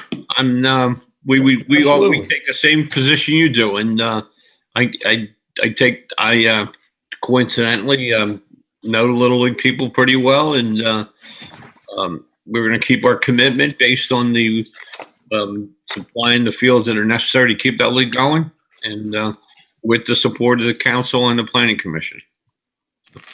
Okay. Then the really point that I wanted to bring up was the flood control and the drainage issues of the property, because you know how it is. You saw the picture of the people canoeing in the lake on your development property. On your part. I understand there's a plan, and but we would really like to see more of it. I don't think that we want to develop this and then have it flood and have everybody's cars be inundated that are parking under your buildings. And we don't want them to, and have it all, end up a mess. Well, part of the property is outside of the floodplain. Part of this project is already out of the floodplain. Yeah, but not a lot of it is in the floodplain. Most of it. No, what is the most plan? of it is Williamson. Most of Williamson's park is clearly floods. Mm-hmm. And the source of that flooding is coming from the canal, not from the river. I think you all know that. Right. And, right. So it comes from the canal, but it can come from the river actually, because it hasn't overflowed the levee, but it has overflowed north of Morrisville and come down into Morrisville, not necessarily from the river, and not the. But it's all part of what is going to be captured by the plan that your borough engineer has developed. Well, we want to know what the plan is. Well, that you can ask the borough. They've done that. That plan is available. We haven't done the plan. Oh, okay. All we have said to Kurt Schroeder and the borough is that first of all, we've been told, and I think you all recognize that problem has to be solved. Yes. The question is, within what time frame is it going to be solved? And that's ultimately a question of money, like most things are. But right now you're in the second phase. You've got a second grant that's just about exhausted. You've got another, according to Mr. Schroeder, There's another phase that would have to be done before the project can be fully permitted. And then there's the cost of implementation. Now, when you have, if there is a developer controlled Williamson's Park, by himself, the developer's first role would say, well, I can't even think about developing that till I solve your problem. There you have the answer that you need to get this problem addressed is with a development project. The developer can't move forward until that project problem is solved. We're not going to build a project there. Nobody you wouldn't even get approval to build a project there until this problem is solved. So one thing about going forward is, we have to solve the problem. We have to work with the borough engineer to solve the problem. Right. Yeah. We just want to make sure that the plan is a good one and that it's feasible. Absolutely. And can I give a little history on the levee in the park there? Well, it's the problem. It's the problem coming from the north, as Mary said. It's not really their levee. A little history of it's with Ronald Stockham. That levee was originally built by the WPA right after the Great Depression, and ironically, during it. Huh? What's that? I said or during it. Yeah. Yeah, 1930, whatever. Yeah. But Ronald Stockham, I had a nice chat with him several times. His grandfather was actually the engineer that designed that levee, and then a family member was involved with on the design part of it, and when they built it, he recommended in Washington that levee be built 2 feet higher than all the other levees being built in Pennsylvania by the WPA. And when the Army Corps of Engineers and FEMA did their research on the other levees in Pennsylvania, they found that this one was 2 feet higher, just like Ronald had said. Yeah, well, that's all very good, but we are having, as you know, bigger storms, a lot more rain with storms, and things may get worse. And I would just like to make one point, and that is that if this is a park and it isn't, if thousands of people don't live there, the flooding isn't a problem, really. There is some impact on the borough and North Delmore, obviously, that we have to take care of, but we don't. Yeah, it should, and the people on Park and Central that could be impacted, of course, but basically it's a lot less of a problem if it isn't all built up and there aren't people living all over it. It's also a lot less of a problem if it's addressed. Yes, it is a lot less a problem if it is addressed. And we've been told that that borough recognizes that it has to be addressed. Mm-hmm. The only question is how and how long. Well, that's what we would like to know. Well, then you can accelerate that process. If our project goes forward, if the Select Morrisville project goes forward, that timetable can be accelerated. We've said we'll work with you. We'll work with you mm-hmm. in the permitting. We'll have our consultants and. Well, that's all. Oh, and sorry. We can do all that. Because the project can't be built until that problem is solved. There's no question about that. John, this is Steve Fowler. The open space that Williamson Park represents. I can see why a developer would want to develop that property, since they're not going to have to tear down any buildings. They're not going to have to remove any buildings or do any mitigation there. Has Select Morrisville or McGrath Corporation looked at developing areas such as Bridge Street or Lower Morrisville to redevelop those areas? It would make more sense to me to redevelop those and to augment the abilities of the park to serve the people of Morrisville, rather than develop the park and people to lose that park. Yeah, I actually had the fortunate ability to.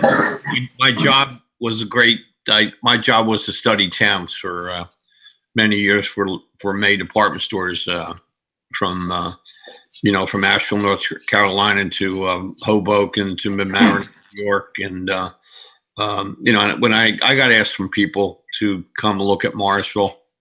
I happen to know Morrisville because I grew up in Little Langhorne Borough, and my family moved there in 1913. But when I looked at Morrisville, I always liked Morrisville because I'm very familiar with Holy Trinity Church there, and I'm very familiar with good friends, and also I always looked at how come nothing's happened with the Stockham building and things like that. But one of the things,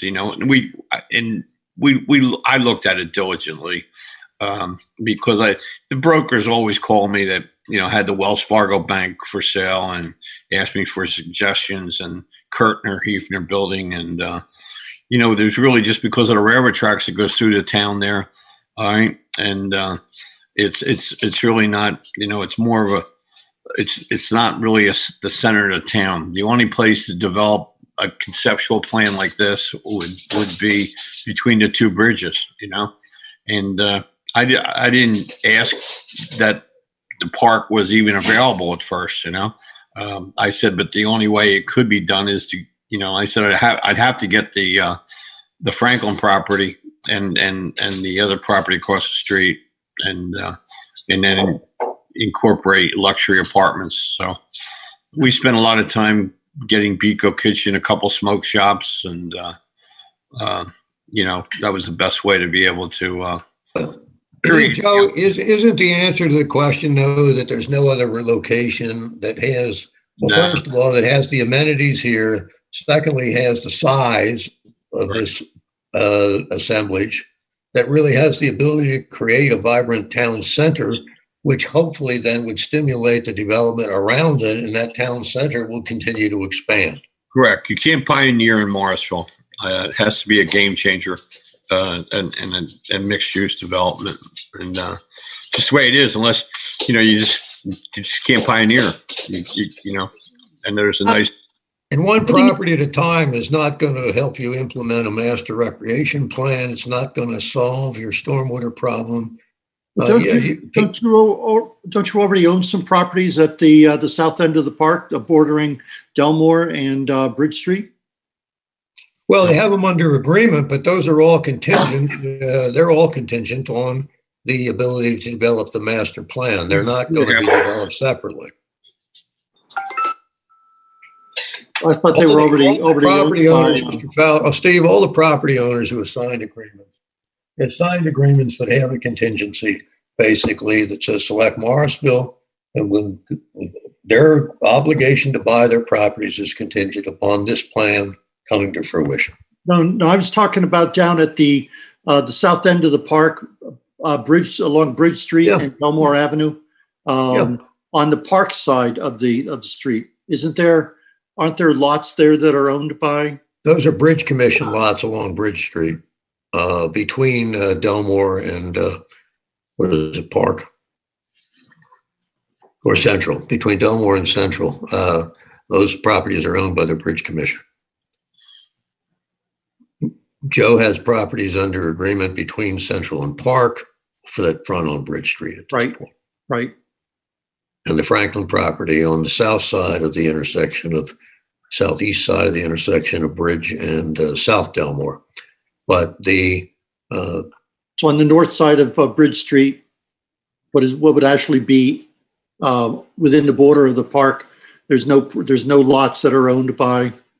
There's one private lot that's owned. One, by Mr. Cador. I had spoke to him months ago. We just haven't got to him to talk about some details on what he would want. I met him at a Rotary meeting at one point. So. But it's not a huge piece of property. I mean, it's not in and of itself going to make a development.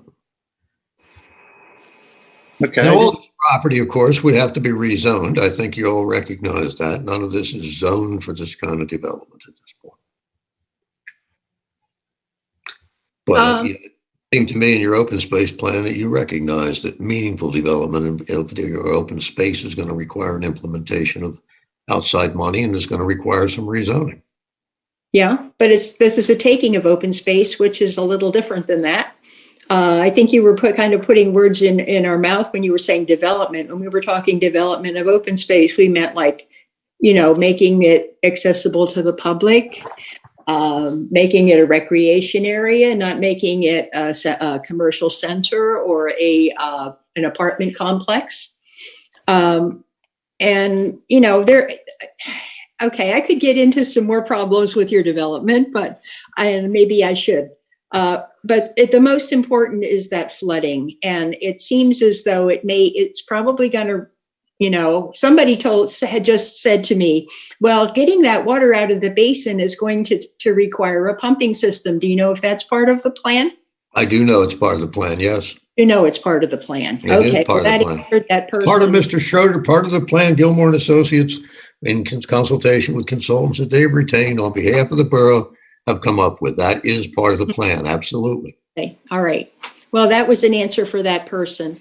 But, you've really crowded this. I wanted to add, I guess, I don't know if it was Joe McGrath that was talking about the history of the levee. And I was talking about the, how the climate is changing and we're having all these really intense storms that we didn't have before. And I just wanted to add one thing in the history of the levee is that in 1955, there was a flood. That is the flood of record. It is the highest flood that has been recorded, in recorded history by the U.S. Geological Survey. It came within 2 feet of the top of the levee. Which means if Mr. Stockman's grandfather hadn't had foresight, it might have flooded, but it might have flooded, but it didn't, but it could. It still could. And I remember 55, I was 8 years old, but I had 3 feet of water in my house that year along the Neshaminy Creek. So I remember that one pretty well. Right. Yeah. So that was a bad one. And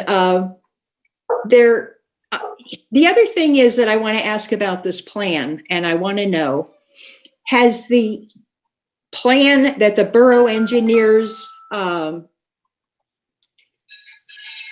the borough engineers are working on with their consultants, has it considered South Morrisville? Because I do know I don't know if it was a 2004, 2005, 2006, when it was the one where there was a lake in the middle of the park. I know that.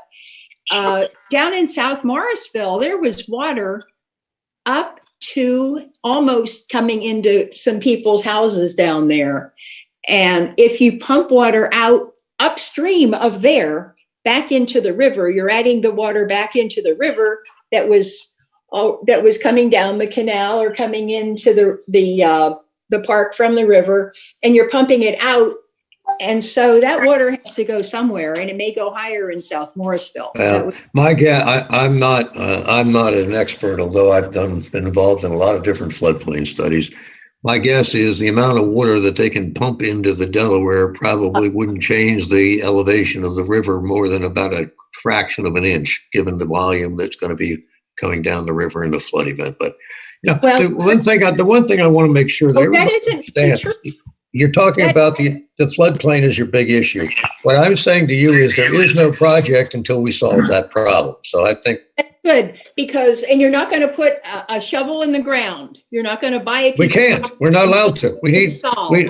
Just to put it. You know what an NPDES permit is, probably, right? National Pollutant Discharge Elimination System permit.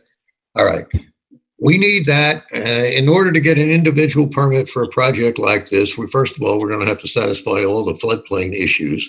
And secondly, we're going to have to come up with a stormwater management plan that meets current requirements, not the requirements of 20 years ago, 30 years ago, or 40 years ago. Mm-hmm. And that means that we have to take into consideration all the water that's coming onto the property. We have to get rid of all that water, obviously. That's where, as I understand it, your borough engineer's concept of pumping comes into play. We have to do that. Then we have to handle the stormwater on site. If there's no infiltration, we're going to have to come up with other means of meeting current stormwater criteria. That's a given. It's the toughest part of any development today. It wasn't that way 40, 50 years ago, but it is today. It's the first thing you have to solve. You have to figure out how to solve it, and that's going to be a problem here. So that's one of the first things that has to be looked at. There is no project here. Your borough, let's assume that all the other problems we talked about were underway. We filed a preliminary plan with the borough for this land development. that plan's not going to get approved until we have a stormwater management plan that your borough engineer says works. Mm-hmm. It's our burden. We're not even going to get a preliminary plan. You're certainly not going to get a shovel in the ground. Okay. Well, for one thing, I don't know if pumping the water out of the river is, going to raise the river as much as. It's going to have to be established before permits. This was up to people's doors.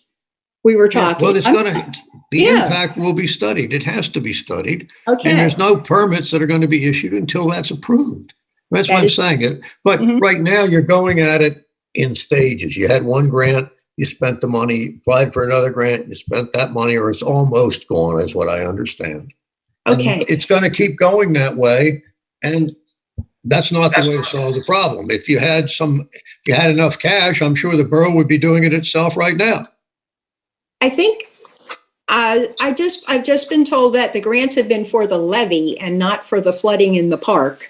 Well, I can tell you that the work being done includes a study of how to handle the water in the park. I know that for a fact.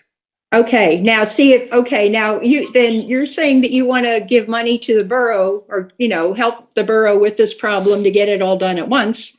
Okay, then we're obligated to you, whether we think the park is a good plan or not. You put all this money in there, and guess what? I did all this for you. You're not, and now what? It's all part of a plan. No, that's not correct.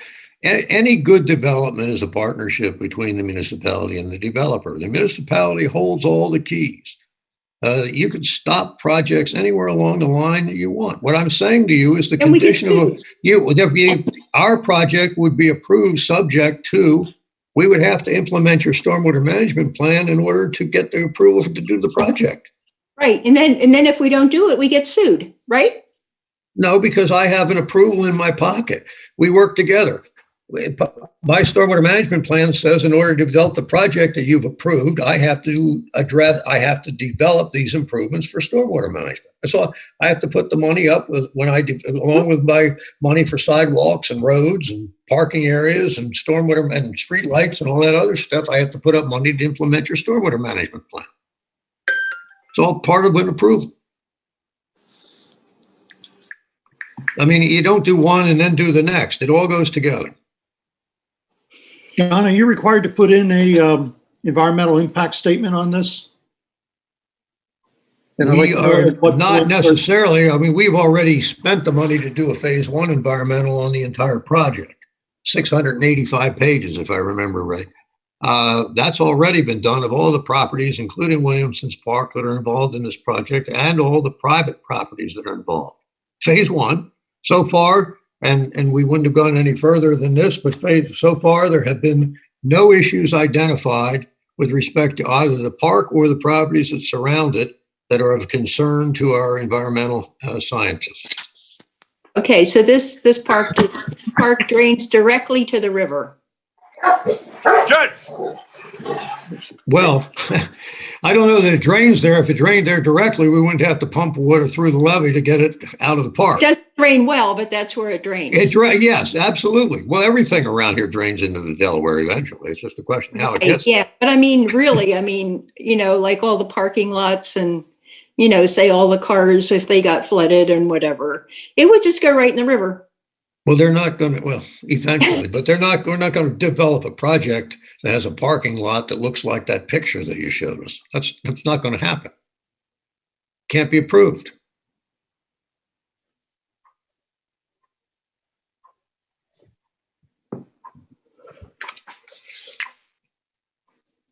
John, one thing so far I've heard the stormwater issue, and I've heard the open space questions, and those are the ones I expected to hear. John, I want to bring up one more for you. Sure. And this concerns bird migration. In the spring, we have a major bird migration that comes up along the Delaware River and up the tributaries of the Delaware River.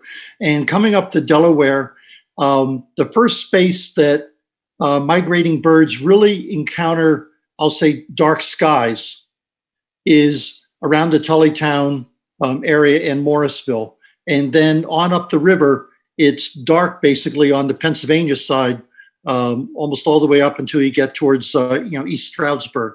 So have you thought about the fact that migrating birds are going to be thrown off by light coming from everything from light standards, light poles, to buildings and parking lots that are put up? My concern is that we're going to be impacting the migrations of these birds if you don't mitigate for the bird migrations, birds flying into windows, into lights, and being thrown off by lights from these type of developments. Well, I mean, there's other developments along the river too. I mean, I'm not an expert, Steve, in that area. But we've had in the bird population in the United States has dropped by anywhere from 50 to 70% since 1970. That I have read.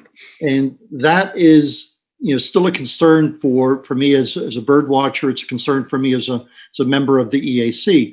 The migrating birds don't need anything else thrown up in their path for migrations. This is primarily during the spring migrations that you get the upward flow of birds along the waterways. During the fall migrations, they tend to follow either the coast or they follow the Kittatinny Ridge, which runs from southwestern Connecticut all the way down into Virginia. So they tend to follow the mountains or they follow the coast going southwards. But the spring migrations is a time where you get hundreds of thousands, if not millions, of warblers and other species that are flying north that can be thrown off by light, ambient light from developments and from parking structures and such. So part of my concern would be that there is a mitigation that either dims lights during migration periods, has lights set up so that they're not broadcasting up into the sky, that they're only lighting the areas that need to be lit and not lighting up the surrounding sky. So even though we have Trenton on the other side of the river, which is a huge bright area, on the Pennsylvania side, it's relatively dark most of the way up the river, with only pockets of light that would throw off migrating birds. I certainly can't say we have those problems addressed right now. I can say, though, that my experience in the last 10 or 15 years has been that all municipalities have become much more concerned about the types of lighting, mitigating the halo effect that we used to see, where you're talking about the sky lighting up above an area that's been developed. The modern lighting techniques are designed to mitigate that, and a lot of ordinances already have requirements in that regard. So lighting can be addressed. I think any development obviously has an impact on the environment. We all know that. And there are always, I won't say there are trade-offs. In many cases, development can actually have a positive impact on the environment. It depends on what your concerns are. In this case, I think we can help the borough improve the environment. I think we can help the borough with its open space plan. I think we can help solve the stormwater requirements or the problems that you have right now, all of which are issues. Yeah. But I don't believe that you're going to solve those problems, or as I said earlier, implement some of the great plans that you have without at the same time recognizing the only way to get there is to promote some redevelopment, some revitalization of the borough.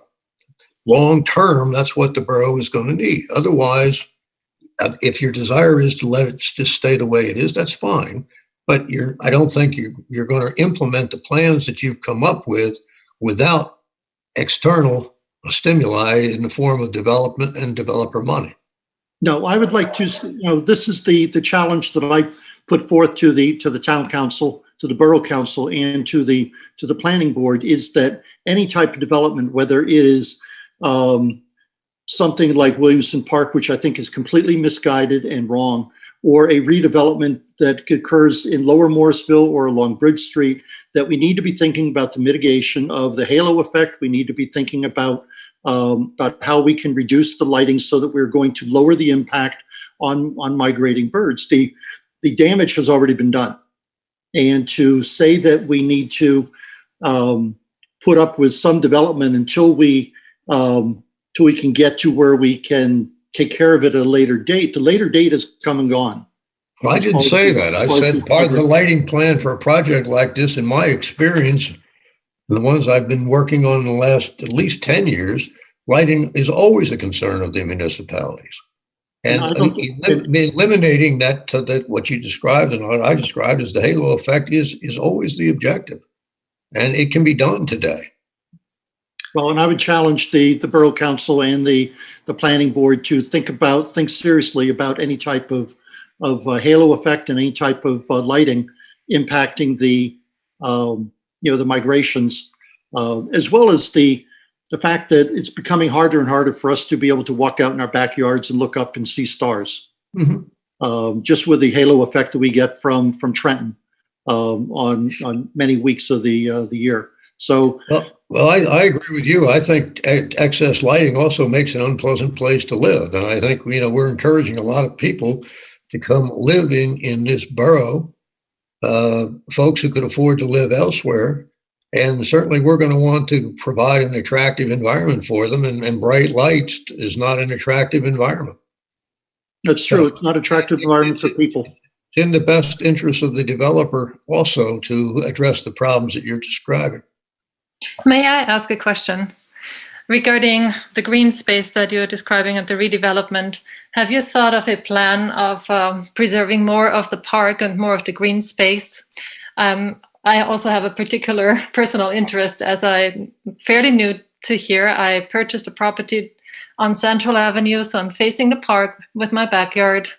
And I have to say, other than what has been said earlier, the park has been used quite a lot, especially also now that we had the COVID-19 situation.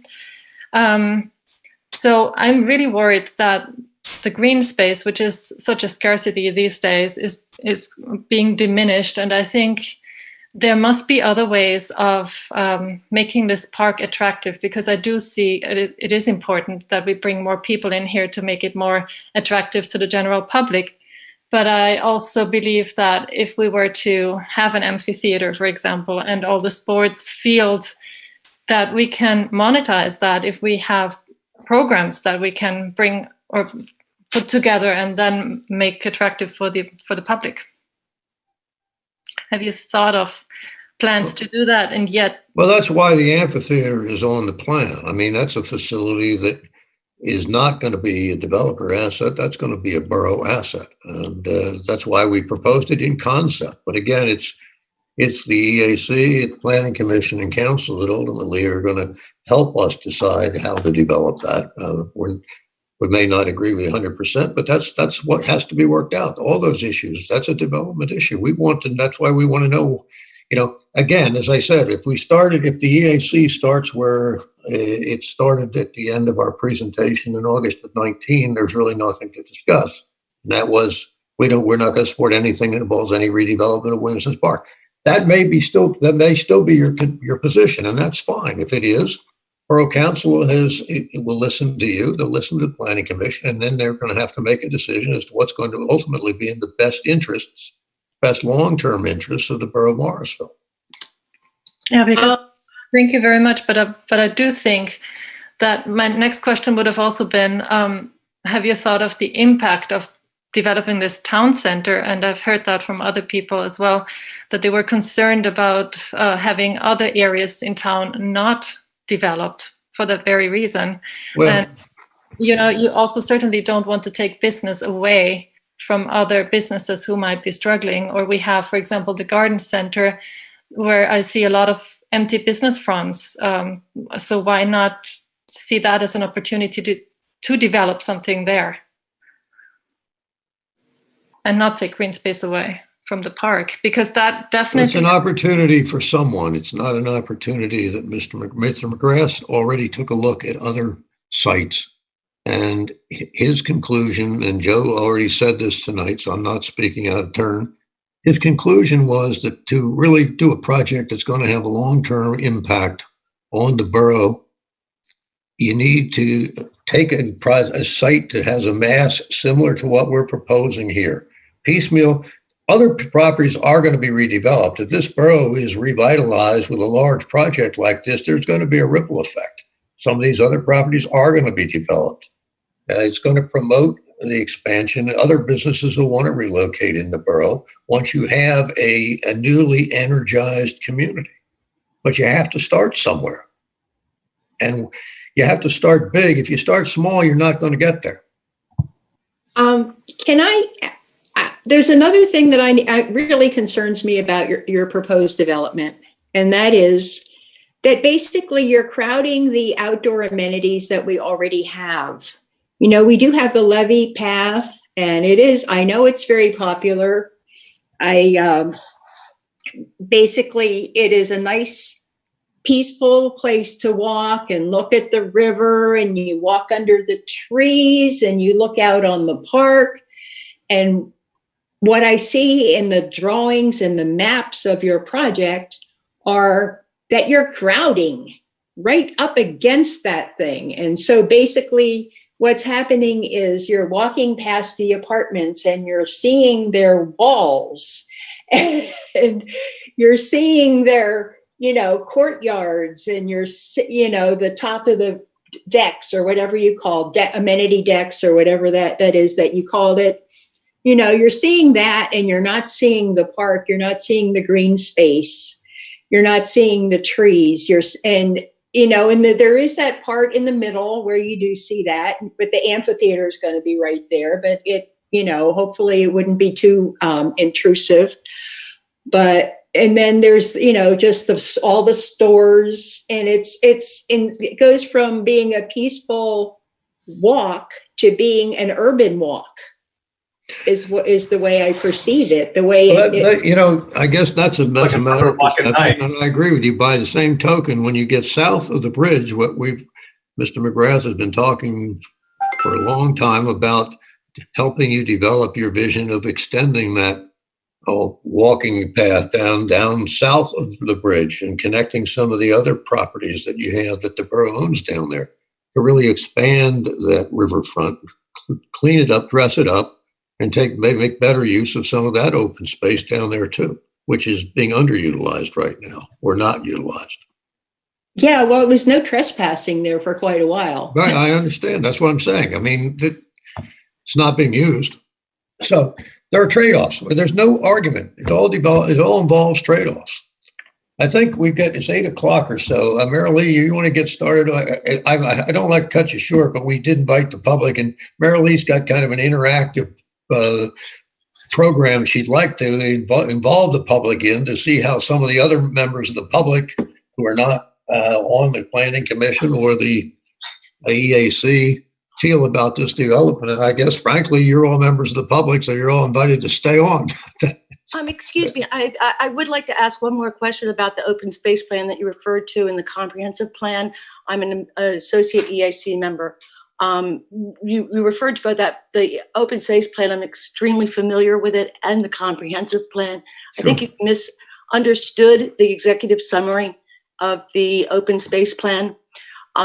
Basically what we were saying is that you've got this be environmentally sensitive, you've got the riverfront area, and that will draw you down into the downtown area.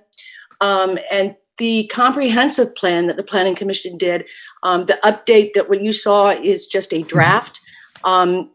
There's a lot of disconnects with the Williamson Park Town Center and the comprehensive plan. They kind of don't mesh. My understanding is the Planning Commission is going to be looking at that.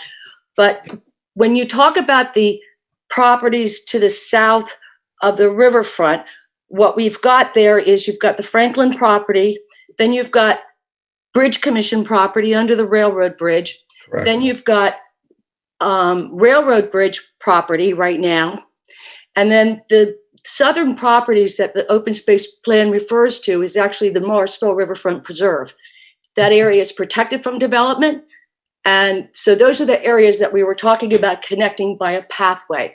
There's nothing that you can do. But Morrisville and you can't fix up the railroad property, and you can't fix up the Bridge Commission property under the bridge. Okay, so the only thing you can do there is a walkway. So when you talk about this idea that you can help us develop our southern riverfront. There's not much else that can be done except a path. Well, so I just want to make sure that you understand that the comprehensive plan, both the comprehensive plan and the Borough of Morrisville, the open space plan, are talking about having a synergistic relationship between parks and open space, which we have at our river, and that's what we've always encouraged the borough to do, is to protect improve the quality of our parks, and that's something that we've struggled with. We've done. Williamson Park is not forgotten. It is not underutilized, and it is not blighted. It is an active piece of our history, and it is utilized a lot. So to have that open space and hem it in between parking lots and buildings, you're completely changing the nature of our town. You've got open space, you've got RDA already, you've got redevelopment property that you can look at between downtown, Cloverleaf, you've got acres and acres that you can look at to do. Anybody can just do a SimCity and put something on blank land like you're doing, but you're taking away something that is extremely important. And please do not misinterpret what that open space plan was saying, because this your plan is completely opposite of what the open space plan was intending. So I just want to make sure that you understand that, because I know that plan extremely well. I'm sure you do, and I think Mr. McGrath has probably walked it more times than you have, but in the last 2 years. But that's not the point. The point is that your open space plan, we've reviewed it too. We've read the words. We've read the words in the comprehensive plan. I've never read a comprehensive plan that doesn't have balancing factors to be considered. They talk about development on the one hand. They talk about open space on the other hand. They all have to be balanced. They all have to go together. You're not going to get a vision. You're not going to develop your open space without development. It never happens. And I understand, but the open space plan also recommends that the southern end of Williamson Park, the Bridge Commission property, be preserved and stayed open. That's what that plan suggests and recommends. The I understand that. I read it. Plan, yes, it does. I said I read it. I agree with you. And the comprehensive plan recommends that the unachieved objectives or goals of the open space plan be continued. That's one of the things. The other thing is that the comprehensive plan uses what they call the blueprint for downtown. That area did not include a redevelopment zone down to Williamson Park. It stops there. So you've got conflicts. What you're looking for is outside of what people have been talking about for years and working on. You've come in and you've upended the whole thing. So you cannot say, you can say a lot of things, but you may not say that you are within our comprehensive plan or our open space plan, because that your project does not fit into that box at all. Well, so that's your opinion.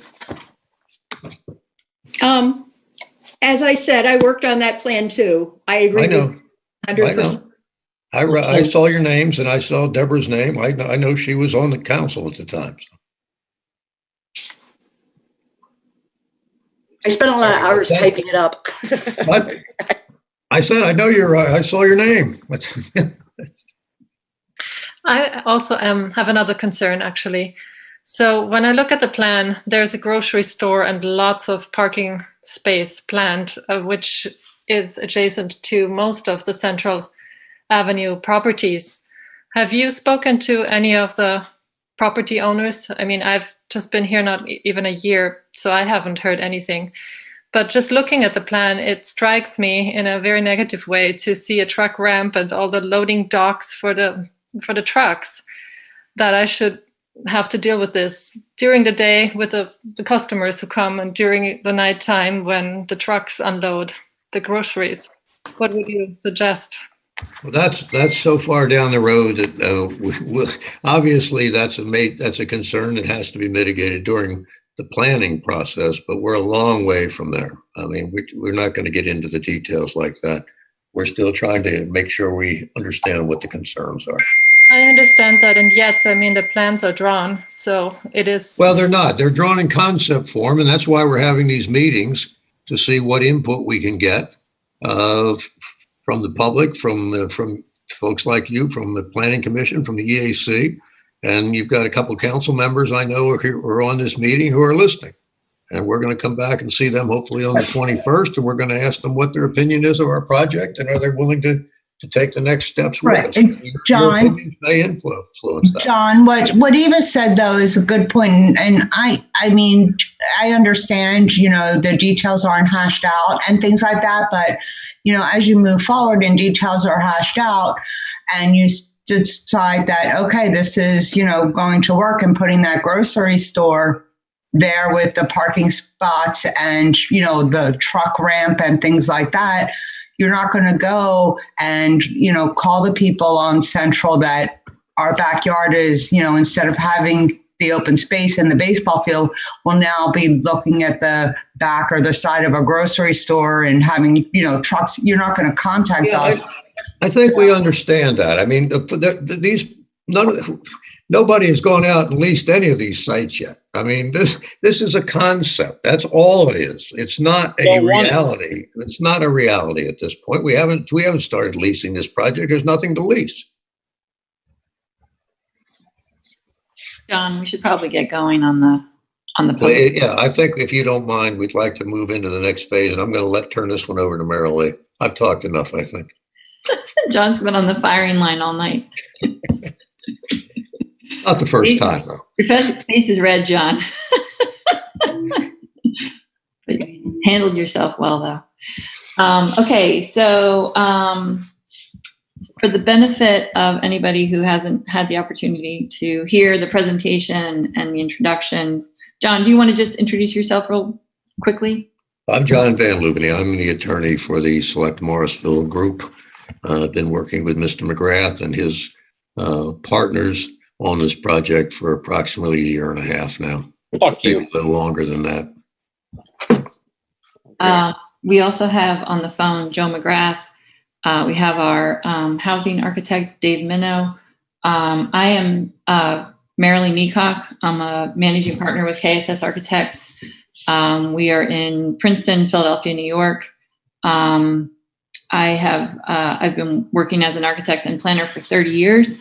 And my unique specialty is community engagement and building neighborhoods. And so tonight, what we wanted to do was engage the public and understand Morrisville and the community a little bit more. We have gone through the comprehensive plan, the open space plan, which also references the Bucks County waterfront revitalization plan. There's a lot of research over the past year and a half that's gone into kind of where we are now, but still a lot more research to do in the future as well. And so tonight, what we really wanted to do was really get to know the community, get to know people and what they hold sacred about Morrisville. And I wanted to just introduce real quick the idea of making place, as this is something that, we've been doing a lot of research on. And I will read a paragraph about place and what we're trying to do tonight, the purpose of tonight. So to make place, public, private, nonprofit, and community can strategically shape the character and identity of a town, drawing greater demographics to increase community enthusiasm, increase town vitality, access to walkable streets, local business exposure, economic sustainability, public visibility and safety, and establishing a long-term vision for the community. And so I think that's what we're really trying to do tonight is hear comments from people. What we have shown on the drawings isn't what will end up being. It's a process that as we gain more information, we actually modify the drawings along the way. So in terms of a couple of housekeeping things, tonight's session will be recorded. It's been recorded. This is only the beginning. There will be lots more chances in the future to make public comments and engage, with the development team. But we really, this is sort of like a beginning step, let's just say. I will present briefly where we are. We have 6 slides that talk about the development. And then what we want to do is actually, we will be breaking into groups, and I'll talk about that in a minute. They're going to be randomly assigned groups. And in those groups, there will be group discussion, small group discussion that will then present back out to the larger audience. So let me just share my screen just for a couple minutes. Hopefully I can do this quickly. We're a little behind schedule.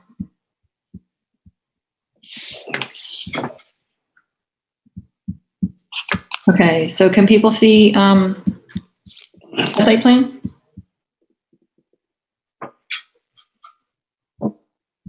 I can.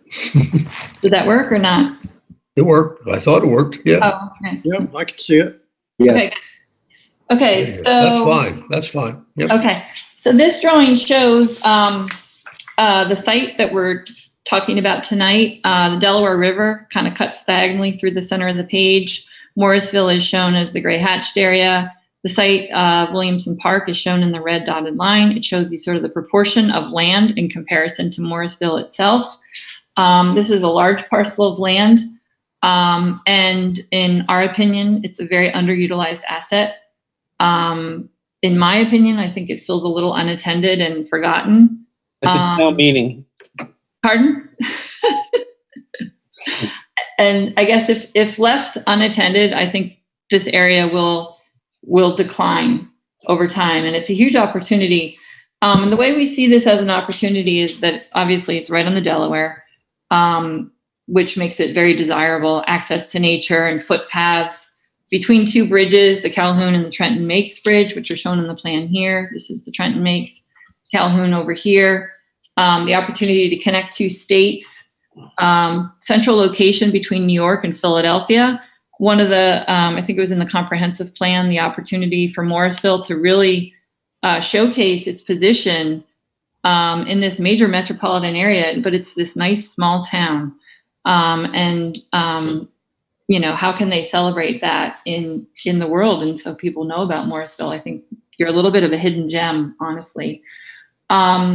Access to major highways, Route 1, 295, 95, NJ Transit, SEPTA, and then the opportunity to enhance the park itself. I think, you know, it's, you know, how, and that's what we'll talk about tonight is how we might do that, how you guys and gals anticipate you would like to see that done. We really want to gain input from the community. In terms of the project, this can really be a huge financial driver for Morrisville. You know, tax revenue, jobs, new types of housing, another thing that you referenced in the comprehensive plan, increasing property values. And somebody just asked a question about, you know, the businesses and properties. This actually doesn't decrease the other businesses that are around, like the garden store. It actually increases it. As you revitalize and redevelop areas, the saying is the rising tides floats all ships. When you bring up one area, it really does bring up other areas of town, other property values, and the businesses become more successful because there's more critical mass, more restaurants, more things happening in town, more people know about it, and they come here to explore those opportunities.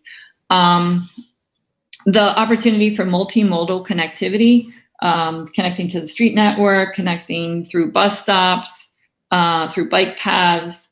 I guess there's a bike path along Bridge Street, the levee, building the trail along the levee, connecting to the New Hope Walkway, the Delaware Lehigh Trail, connecting down to the dog park. These are all things that will make this development part of Morrisville and the region itself if we increase these connections along the way. This shows you the site itself, a little bit closer view. And in our research, we do a lot of research on making place and making community, and really pivotal to making community is the basic human needs: housing, healthcare, food, recreation, education, and nature. And this development could provide all of those things to build community on this site. So in order to engage Morrisville as a community, we're thinking about the development as a live, work, play development. would include retail along Bridge and Delmore Avenue. It would include housing also along Bridge and at the north end.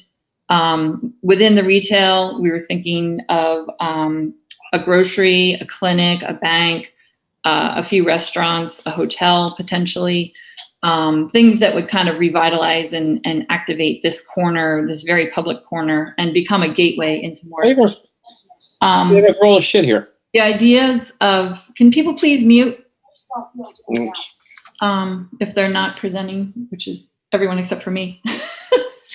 The housing is distributed on both ends of the development along Bridge and along the Trenton Makes Bridge and the Calhoun Street side of the development, which is going to be great in terms of distribution of traffic and also providing opportunities for people in Morrisville to actually access the amenities that are going to be on the property. And then the opportunity for all of these uses to serve each other as a mixed-use development. Some quick views of what it might look like. This is the view along Bridge, the idea of outdoor dining, materiality with beautiful stone and umbrellas and benches and walkways and things like that. In terms of what we're trying to do here is we're actually trying to build a series of places that happen along the development. And we have, some ideas, but we certainly want to hear from everyone tonight. So the Bridge Street area is going to be, one of the places. The place behind the Bridge Street area, this section, behind the retail is going to have a front and, a front on both sides. It's going to be similar to like a college campus where there are no back doors, and loading has to be carefully considered. That was actually an earlier question as well. When you think about going through a college campus, you don't see loading docks, and every building has 4 fronts. And those are some of the strategies that we would be using on this property in order to build place that people, this is going to definitely be a community gathering place in this section of the plan. The idea of building some kind of a town green, when you think of all the old holiday movies, everyone meets on the town green and they have the tree lighting or the menorah lighting ceremonies. They have the music, festivals, potentially farmers markets. Everything kind of happens in the iconic town green. And how can Williamson Park actually become more of that for you? I don't think it's really serving that role right now. I think it could. The idea of building an amphitheater. I think it came up in one of the comprehensive plans, something that's a public amenity that celebrates the town, where everyone in town can gather, especially in COVID. Where are those places that are outside that people can gather and celebrate what's going on in Morrisville? And it becomes a beacon for other communities that they can see across, Morrisville has something going on. And then the idea of building neighborhoods and the connection of the Central and Park neighborhood over to the Canal Street neighborhood through the construction of a new neighborhood that's shown on this screen. So what we want to try to do tonight is build something that really expresses the identity of Morrisville in terms of its legacy, its essence. What is Morrisville all about? That's what we really want to try to learn more about. And if we're successful, this will become a multisensory experience. This place can become a multisensory experience that has the sights, sounds, and textures of Morrisville. It becomes a safe and vibrant neighborhood or series of neighborhoods that feel comfortable both in the day and at night and during different seasons as well. So in order to do that, what we're going to do is we're going to do a series of interactive exercises. We will be breaking down into, and we will handle this on our end, and you'll see on the other side of technology, all of us, we right now have 59 participants. We will be broken down into 5 small group rooms. And within your rooms, there will be about 12 people in each room. What I want you to do once you get into your room is, and we're going to be locating the instructions or the agenda for tonight in the chat, and we'll also send messages through as well. I want you to make brief introductions of everyone on the screen. Make sure you know who everyone is. There may be people on this call who you don't know. I want to make sure everybody gets to know each other. And then I think somebody should offer or nominate somebody to be a leader who is a note taker and a presenter. So that person is going to be taking notes on all of the commentary that's happening in your small group session. And then they're going to be presenting back out to this audience, to this 59-person audience, all of the commentary that happened within your session. Remember that we aren't going to have a whole lot of time for all 5 groups to present. We're going to have about 15 minutes. So each of your, the note taker, just a reminder that you're going to have about 3 minutes to summarize the notes that happened in your session. So you're really going to have to kind of consolidate, repeated comments and things like that. The other thing for the leader to understand is that if you have 12 people in your group, make sure throughout the night that everyone has a chance to speak and engage them. Make sure that there isn't anybody missing that didn't have a chance, or make sure that people are not kind of hogging the conversation. Make sure that everyone kind of gets a few minutes to speak. And not everyone has to speak about every issue, but just make sure that at one point during the night, everyone gets a chance to speak. And all of this is going to be recorded, and it's also being live streamed on Facebook, YouTube, and I guess there's a channel in Morrisville where it happens. So does anybody have any questions before we go out to the other side in our groups?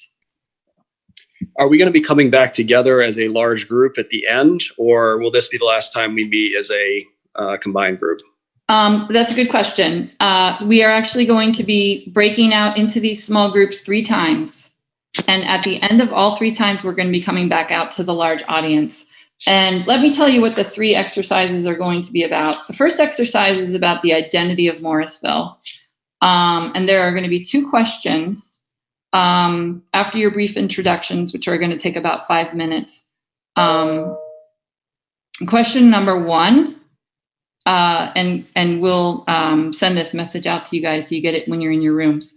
But the first question is, what are Morrisville's most popular gathering places, products, natural features, and or places you recommend to visitors, family, or friends? So we want to know about those great places in Morrisville, or those great things, features, whatever they are. And then question number 2, what challenges have you faced as a resident, business owner, or community group? And what would you change about Morrisville if you could? So this is just, the first exercise is about Morrisville. Later on, we're going to have 15 minutes for these 3 questions. When we come back out to the full audience, we'll have another 15 minutes for each of the 5 groups to present back the findings. And then later on after that, we're going to have 2 more exercises. Exercise B is going to be about Williamson Park and what we want to put in our park. And then exercise C is about the development suggestions for the current plans, which we've been hearing. I've been taking diligent notes and looking at the chat along the way. It looks like we have 35 more chats since the last time I looked. We're going to be, any new information beyond what we've already said tonight. We don't want to repeat information because we already have that documented. So any other questions before we go out? Hi, Marilee. This is Jim O'Brien. I'm the president of Morrisville Little League. And before we split into groups, I would like to take a few moments to discuss with the broad audience some of the considerations that we've identified in the current proposal, just to get that out there for consideration. Do you mind if I did that? Can you wait until the end? Because we're actually going to take overall comments in the last session. Well, my concern would be that as we break out, I think it's worthwhile to note some of the considerations with Morrisville Little League. It's a historical artifact of the borough, and something that I'm not sure everyone is completely aware of, the impact that this current plan would have on the league. If you can do it in 2 minutes. Appreciate your time. So as I mentioned, my name is Jim O'Brien. I'm the president of Morrisville Little League, and Morrisville Little League has been a presence in Williamson Park since 1955, since before 1955, really, when the league was founded. So over 65 years. And, in the current proposal, which is very different from what we were presented with 2 years ago, the fields that have been promised have been reduced down to 1 field. And that single field is completely insufficient for our league to continue to operate. It's something that I know has been talked about by, the attorney and by Joe, but I can't underestimate or understate the fact that the league will go under, will disappear, and all the history associated with it will completely go away if this proposal, as it currently stands, goes forward. I know this is a proposal. I know it's a concept. We have an opportunity to improve on what this plan is. But if I don't say this up front, people won't understand that one field, one historical field, is not sufficient to run a league, and it's not sufficient to provide all the benefits that Morrisville Little League has provided to Morrisville Borough for over 65 years. And that includes really our representation in Williamson Park. I know you mentioned earlier in the conversation that you feel that the park is underutilized and unattended, and that is not the case at all. If you visited it at any point during the 9 months out of every year that Morrisville Little League players and families are at the park, you'll notice a vibrant community in the park that is wholly the function of Morrisville Little League and all the people and families that we bring down on a regular basis. Our presence and continued presence in Williamson Park is critical to that experience and what the park is to our families and our community. So thank you for that time. I promised I would be brief. Thank you. That was excellent. Okay. Any other questions before we go off? Okay. I just would like to wholeheartedly agree with Jim O'Brien, and I've just witnessed the joy that the kids had this summer. It was packed every single night until 10 o'clock, and it was just laughter, screaming, cheering. It was wonderful, and I think anybody who has not been there or has said that the park is not utilized, really hasn't seen that. And I can promise you, I've witnessed it every day, and it was here all summer long. Thank you. Thank you. So Ellie, do your magic. Eleanor Garside is with our office. She is handling the breakout rooms for us.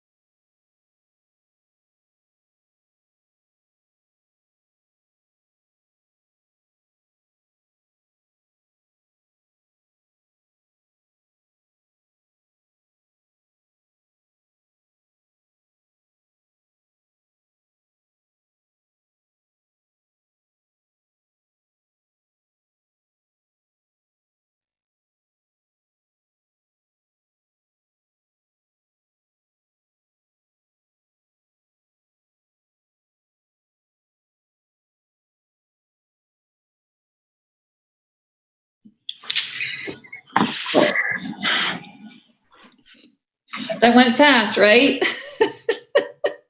It's like you got to keep it moving. That's the. We'll wait until everyone's back out. Is this everyone group? We have 46 people on right now. I don't know, Ellie, did we have any more? Any more than? No, they're gonna fuck it up. Okay, no more swearing. Keep it clean. We're recording. Okay, so group number 1, can you present your findings? Who's group? Does anybody know who group number 1 was? Marilee, maybe if you name somebody in the group, you could help identify it. Yeah, that's Don or Justin or Nicholas or Steve. Okay. Okay, sure. So that was this is Steve Fowler. I was in the group. I think we had some very positive comments. And I think as far as products, places, and areas that we would recommend to friends when they come to town. We do love the canal. We do love the park. We do love the baseball games in the park. We love being able to go up on the dike, and coming into town from across the river. There's nothing quite like the sunsets when you're coming west across the river. And for those of us who live in Morrisville, I mean, it is a very welcome sight when you come across the river and you do see welcoming sunset, and you do see the park there as you come down Bridge Street and turn onto Delmore, or even if you come across the Calhoun Street Bridge and come into town. I think those of us who spoke do love the canal. We do love the river dike. We do see the Williamson Park as being a very positive place. And I think some of the comments were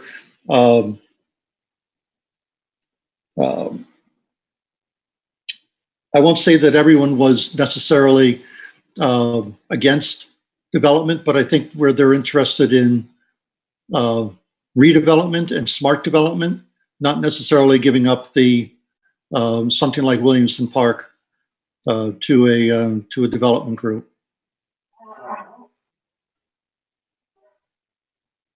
And we barely got started on the challenges, but I think one of the things that came up in the challenges was a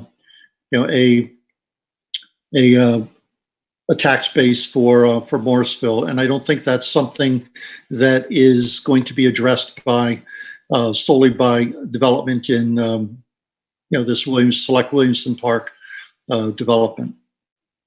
So that's a larger issue that involves the entire town and involves redevelopment and in different areas that I think Borough Council needs to be able to address, and the zoning board as well. Thank you. Anybody else on Group 1 want to jump in? Excellent job summarizing, Steve. Sorry. Group number 2. Okay. Oh, sorry. Was there somebody that wanted to add something? I'm sorry. I just wanted to add a quick concern I mentioned in Group 1 is the just one to go on the big picture. I think this is definitely an improvement from the first proposal, and I think it's addressed a lot of the concerns that were mentioned at first. But I do think my bigger concern here is there are a lot of things that have been mentioned that I think they're good to keep in mind as this gets developed further. But I do my bigger concern is this development as it stands right now. I feel like the borough does not have the infrastructure to support it, and kind of wait for the tax revenue to come in order to fund a lot of these things from policing, schools, and et cetera.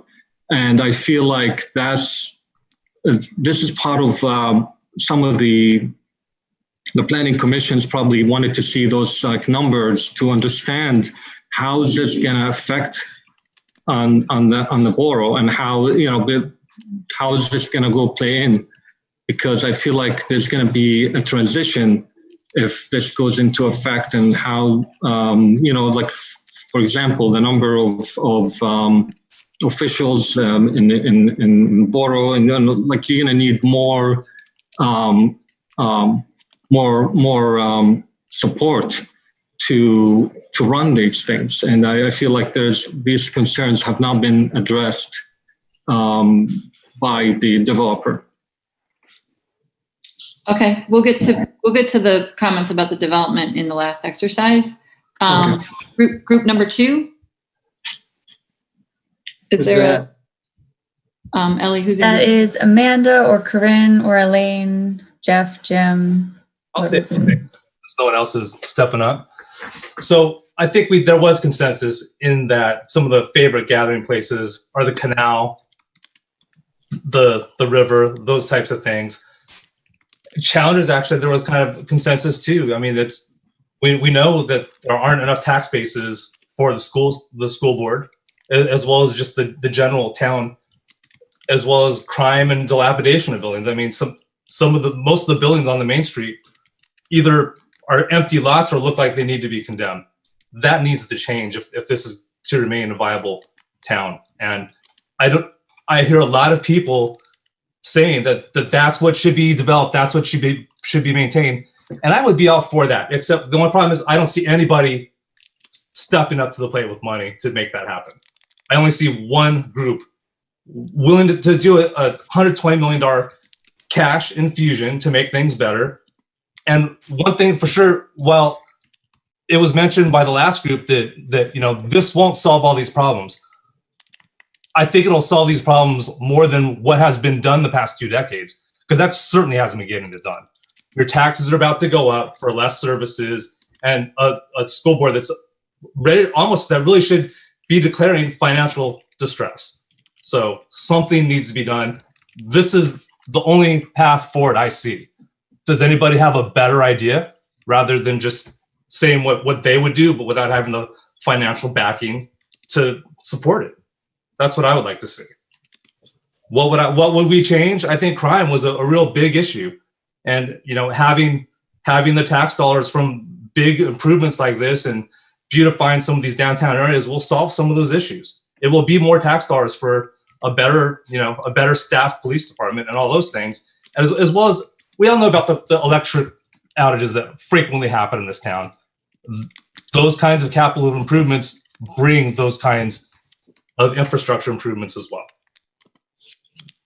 So, I mean, that's all I really had. Okay. Group number. I want to add from the group that the summary is that people in Morrisville love the canal, love Williamson Park, and the tavern.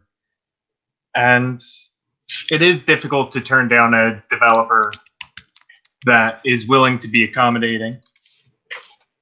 And there was some contention in the group, and I just offered a question: are luxury apartments antithetical to the identity of Morrisville? And posing that question, I think the response ultimately was, doesn't matter if we improve our tax base. So just some additional food for thought in our conversation. Is it a part of the identity?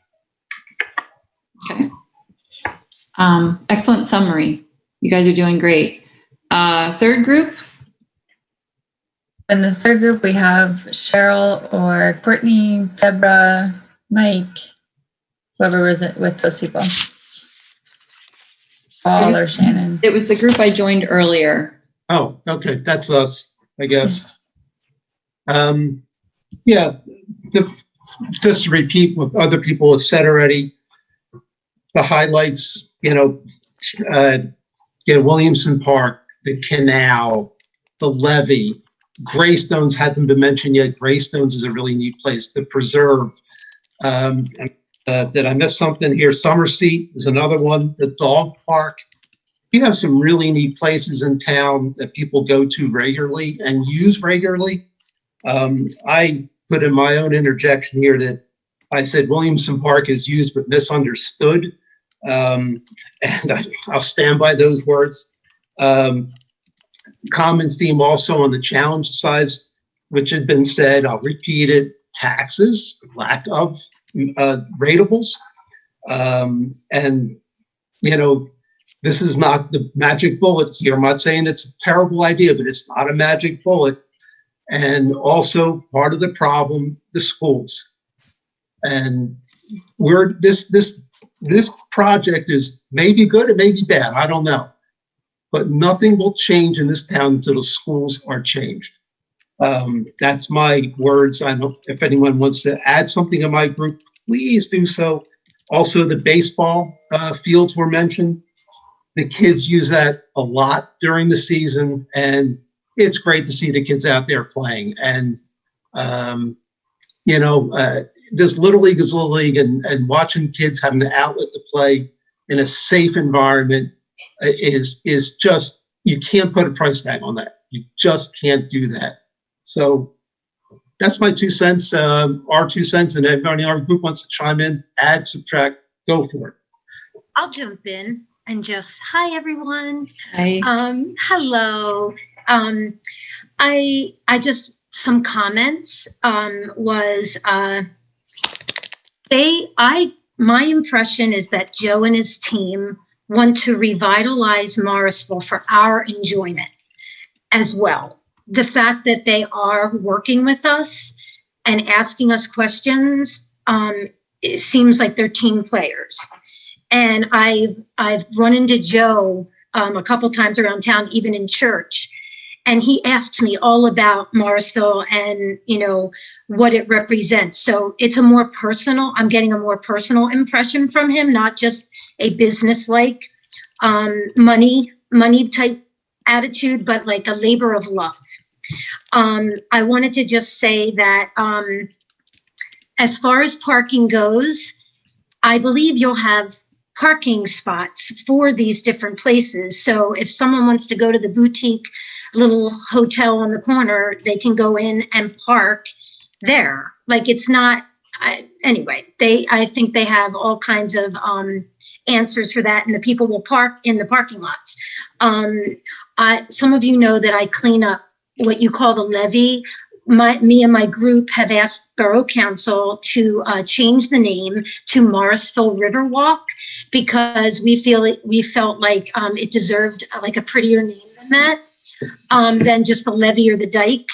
And apparently it was approved to call it the Morrisville Riverwalk, but there's a problem up there because we clean and clean and clean up litter up on the Riverwalk, and there isn't even money to give us trash cans up there. There's not even money for permanent trash cans. We have asked, me and my group have asked for trash cans. And so Joe, I talked to Joe about it, the developer, and he's like, you know, we'll make the Riverwalk even more beautiful. And we'll have trash cans, and we'll have green spaces that are actually taken care of. I wrote this down. We regularly clean up on the Riverwalk. This is the truth. And we find pregnancy tests, underwear, drug paraphernalia on a regular basis. It's not kept up, unfortunately. It's also very neglected. I was told it wasn't being regularly mowed last year and then this year, and they asked me to go and ask a landscaper if he would donate his time to mow the Riverwalk, and the guy never said yes. So this is the kind of situation we're in here in Morrisville. Legitimate. Courtney, we didn't talk about that in our group, and I think we're trying to move this along in terms of what the group. I know, but he asked. Wait, Deborah. He asked if anyone had anything. What the group talked about, and then you could bring your other additional concerns at public comment. But I think we need to move it along. Okay, sure. But he asked if anybody had any. I think we have stick to the questions. Let's stay to the work. Okay. The workshop is very good. I needed to bring in the truth. Yeah, I understand, of the but let's river. stick to the format. Thank 'cause it you. would help. Yep, Okay, yep. group number And the 4 truth. is Helen, if you want to go next. Sorry for Helen. I think you nominated yourself. Helen, are you on the line? I mean, I'd like everyone to be able to talk and not be muted by other people in the group. That's just my opinion with the residents. So thank you, Courtney, for your commentary. We didn't really get very far in our group. We did talk about a few things where people gather as the canal, the river, the levee, also known as the Riverwalk. And we didn't really get into any of the challenges because we were chatting so much about where people like to gather. So I'm sorry about that. So if there's anyone in group number 4 that wanted to add what challenges they faced, I guess now's the good opportunity. Yeah, I think, it has already been echoed with the tax base and especially the school district. That is a huge challenge for Morrisville Borough. We have a approximately $22 million school budget and graduate fewer than 60 kids a year. This project, I don't think is going to change any of that. There are other things that have to happen, but having businesses in with tax ratables would be very, very important for our community, our borough. Every year we struggle with the budget. Councilwoman Halehal just went through that this year. Having the income from a development project like this would be very, very meaningful. And thanks, Courtney. That's all I have. Any other new information from group 4? Okay. Then we're going to move on to the second exercise. This is probably the biggest exercise of the night, and it's about Williamson Park itself. And there are going to be 3 questions. Keep it rolling in your groups, 5 minutes per question. Those questions come up on the top of your screen in green from Ellie Garside. She's with my office. And just so you know, when you come out the other side, I'll be joining groups 3 and 4. Ellie is going to be joining group 1 and 2, just to make sure everyone is acquainted. We're staying in the same groups. So question number 3 was, when was the last time you or a family member visited the park? And what attracted you and what was your experience? And then we're going to talk about what would you change about the park if you could? What types of amenities do you think the community needs the most? Or how can the park better support the greater Morrisville community? So we'll see you on the other side.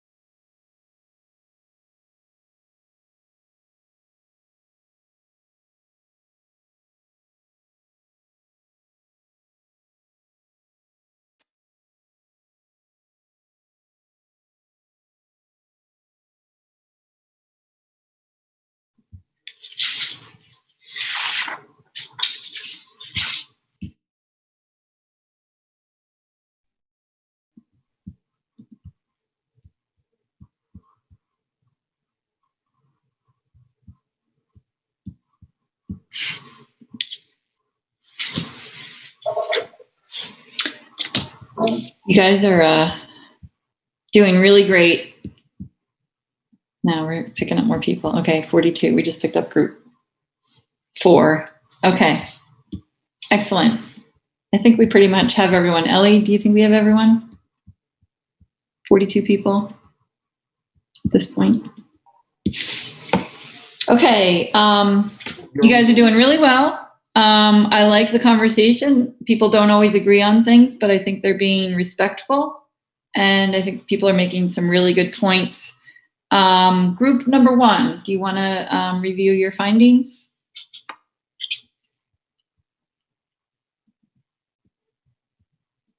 It was Steve. We had some good feedback, and I think the last time people visited, it's been positive.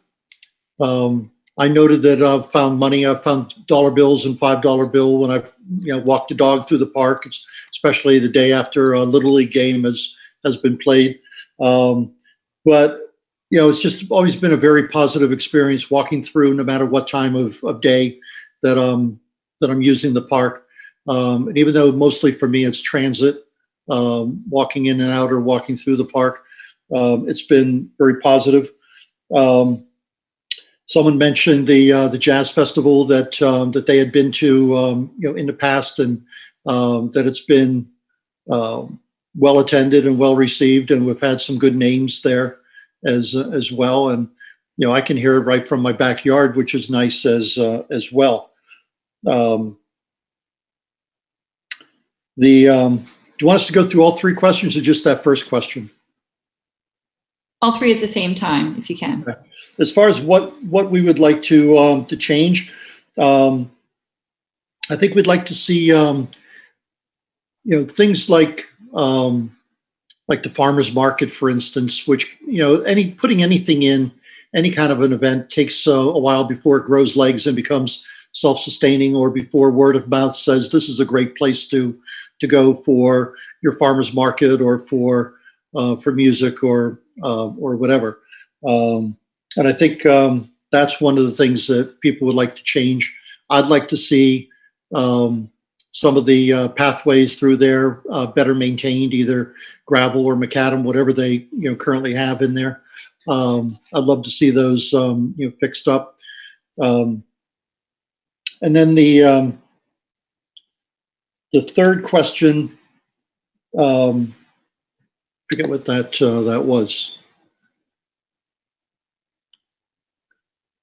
What types of amenities do people think the community needs the most in the park? As far as what they need the most, that's really hard. I think people would like to see other events, in there. Music, of course, whatever you put in there is going to require budgetary funding from Borough Council, and I think that's going to be a challenge when it comes time for discussing budgets, every year. I think putting in a development is not going to solve that particular, problem. Anyone else from my group want to jump in here? This is Justin. I had missed that part, so I would just offer suggestions that I think the park needs walking paths, like you mentioned. There are some there. I think they would need more, and lighting, illuminated, nice lighting for it as well.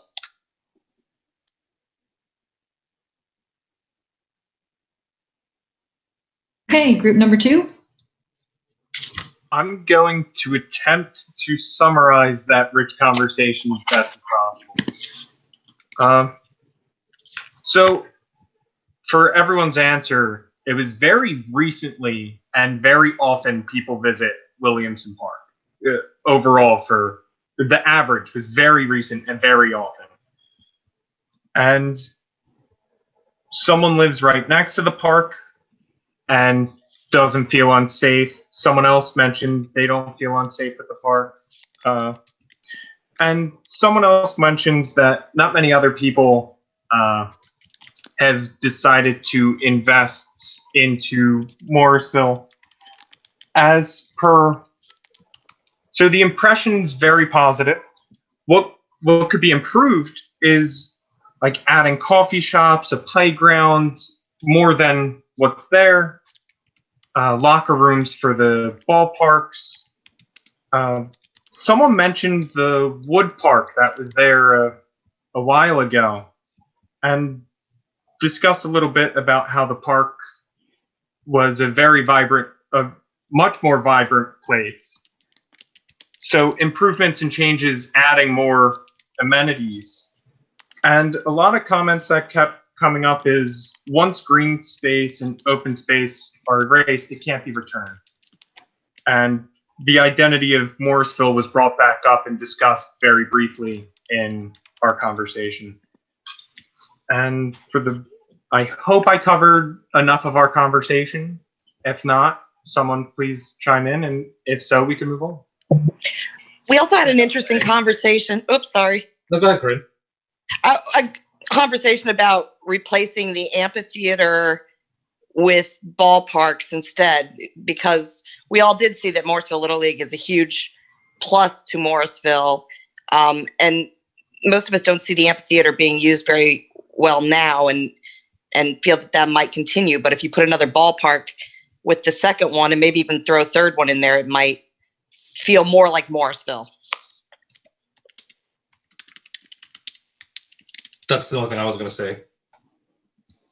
Can you repeat what you just said? Are you saying that the amphitheater is not as valuable to Morrisville as the ballparks would be? Is that what you just that's said? our group's general consensus, yes. Okay. Yeah, the conversation was discussing that the centralization of the parks of the ball fields is very important to the identity of Williamson Park and Morrisville.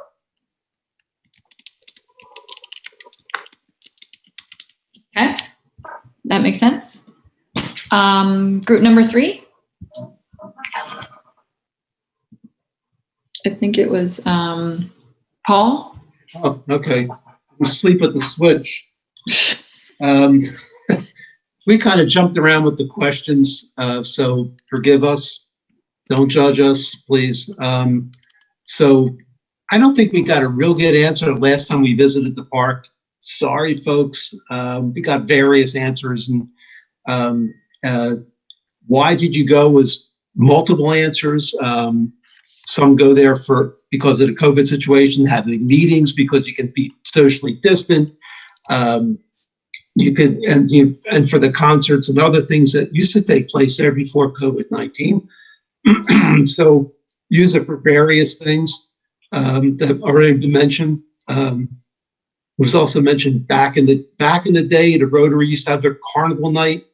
Obviously baseball and I think Steve, you said something about the Imagination Island, which is before my time. So I think you're dating yourself. Sorry. Things to change. Bring back the old pool. Make a summer camp for the kids. Amenities, lighting. Bring some lighting to the Riverwalk. Maybe better organization in the park to bring the ball fields. Make it more clear which way to go and the whole bit. Community garden was mentioned, and that was, and also farmers market that Steve mentioned as well earlier. Excuse me. Did I miss anything, folks? If I did, I apologize. I'm running out of gas. I'm sorry. The only thing I would add is we used to have lights on the water tower which said "Welcome to Morrisville," and they've gone away. The lights are still there, but they don't light them anymore. So unless you're going across in the daytime, you don't know it's Morrisville. Okay, you guys are doing great. Hang in there. We're almost done. Group number 4. I think it was Helen. Okay, so the question was, how often do people visit the park? So the one thing that people were saying is that they don't really think of the park as a destination. They just think of it as a way to get to the river, and that they really just use the levee or dike or river walk, however people want to call it, more often than they use the park. Some of the things that they thought that they would change is that there are trees that look like they're on their last legs and need to be replaced. They would like to see a bigger playground, some more benches around the park and on the levee, as well as lights on the levee. They would like to have something that has a little bit more access to the levee, and maybe the ability to access the levee for strollers, because I think there's only one way to get onto the levee right now, that you don't need to take stairs. They would like to see more pathways and maybe better landscaping in the park. We also talked about the amphitheater and moving it to a different location, maybe down by the dog park. And the reason for that was because we could put more ball fields in the park. However, I have to disagree that we don't need an amphitheater. I think that there's ideas going forward to do movies in the park, which the amphitheater would be great for. And I think that we're talking about having some more music events. And I think if we had a better stage than we currently do, the amphitheater would work. But that I leave to all the residents. If they don't want an amphitheater, that's fine as well. The other last thing is that they like to see a little more restrooms in the park and maybe spread out more thoroughly throughout the park. And I think that's it. If I missed anything, my group can add to it. Okay, excellent. We're right on time. The last exercise is C, and it's development suggestions. So what do you like about the current plan that I showed earlier, and what do you dislike? And if you can talk in your groups and then summarize back out at the end, and it's fine if there are different opinions, that's fine. We want to hear all of the opinions. We want to understand what people like and dislike. So we'll see you on the other side.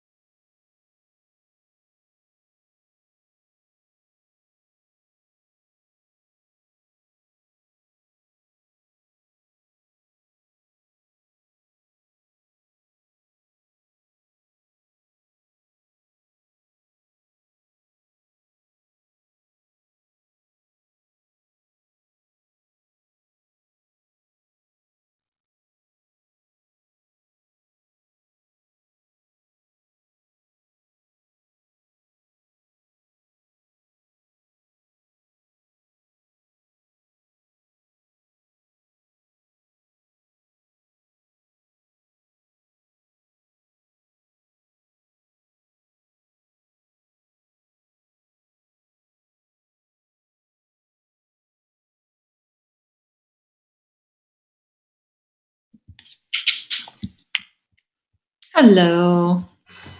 Hello. Looks like everyone got back okay. We're almost done. Okay, group number 1. Last time it was Steve. I don't know if you still want to do it, Steve.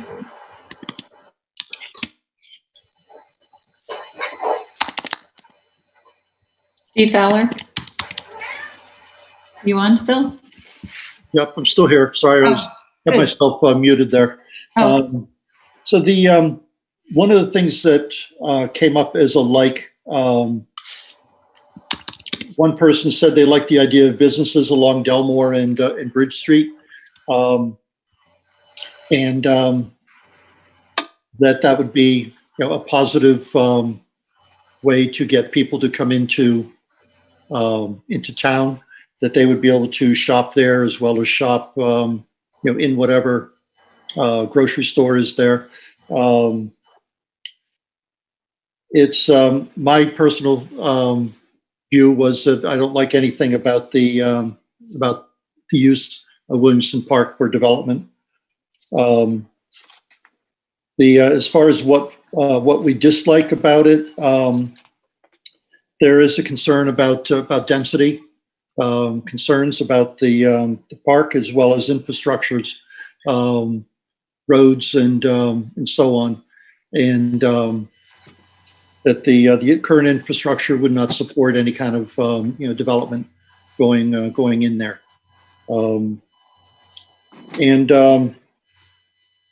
Everyone else, anyone else want to jump in here from group 1? Did I miss anything, Dawn? I just said that the one thing that made me nervous about the current proposal as it stands was there was a lack of concrete commitment to ample fields for the league. And if there aren't fields clustered together in some fashion, it will be, in reality, I think the league is just going to disappear. Thank you. Just one thing though, of the likes. I do like and appreciate the what it seems to me, at least from the images, the renderings, the architectural kind of character that's more true of what the town is versus the early proposal from I think a year ago or so. I think that's a good thing. One of the concerns, though, in the same image as well is the density and just understanding how that all kind of work together. That's all. Thanks. Group 2? I have tons of notes on this one. The initial question that we were mostly handling, we did handle the like and dislike, was to summarize developmental suggestions. And this is still like dislike. At the beginning of the conversation, Phoenixville was brought up in the little shops, farmers markets, that type of feel.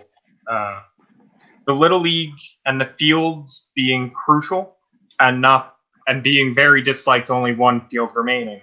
There are 8 fields now. At a minimum, a suggestion of 4 fields and a room for the T-ball, the little T-ballers and all, and relocating at least one of the additional fields.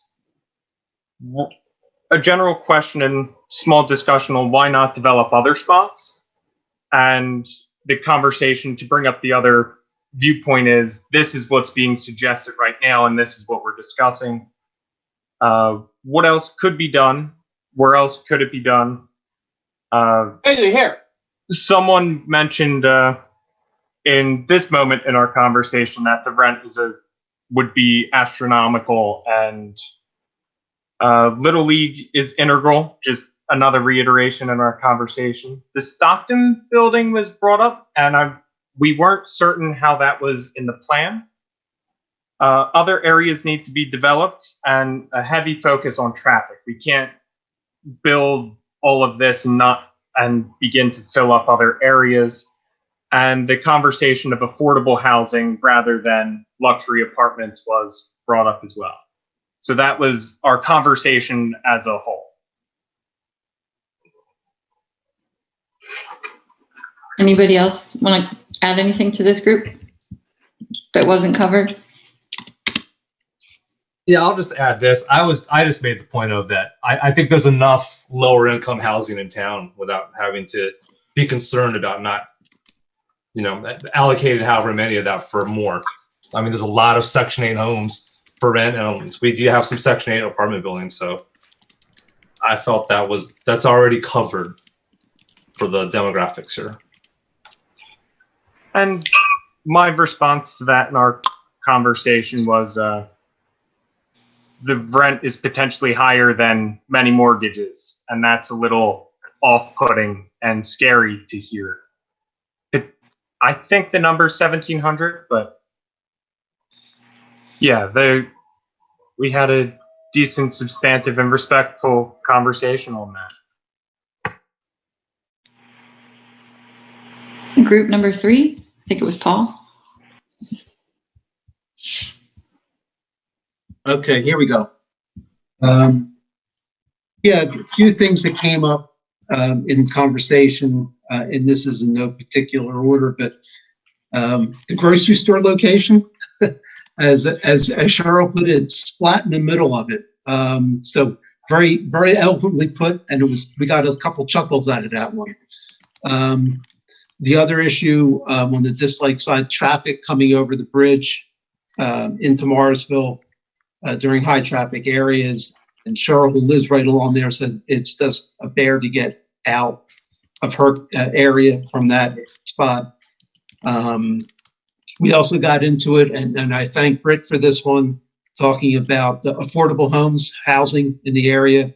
And Britt, I don't see you up here, but I think you're still on. So thank you for bringing that up. And we had a really good conversation about that and how this may price people out of Morrisville. And the reason why they're here, a lot of folks, is because it is affordable. And this may make it not affordable. A lot of us can relate to that as well. Some of the things, some people liked everything. They disliked everything except a couple of things. Also, the fear of losing open space was a dislike as well. We all know that once something goes up and it's permanent, it's, parkland's gone, whatever that piece of property is, it's now, a concrete block of some sort. And it's not coming back, folks. Once it's in, it's in.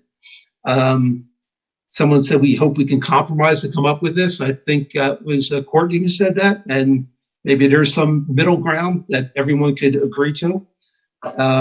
And I forget who said this, but, looking forward to having something like this so they can have a town center to go to restaurants and so forth, not unlike what we see in surrounding areas. So that's the 30-second, maybe 2-minute speech. Anybody else in my group want to chime in? I would like to chime in. I would just like to see a project that develops, builds on the character of Morrisville, which is its downtown, its location near the canal. There's a lot of attractive architecture downtown that can be built on very creatively. There's a lot that could be done by a creative developer. And that's our area. That's our area to focus on. And I encourage us to focus on something that maintains our character. And like I said, the Williamson Park with the baseball fields and a park that's taken care of represents us.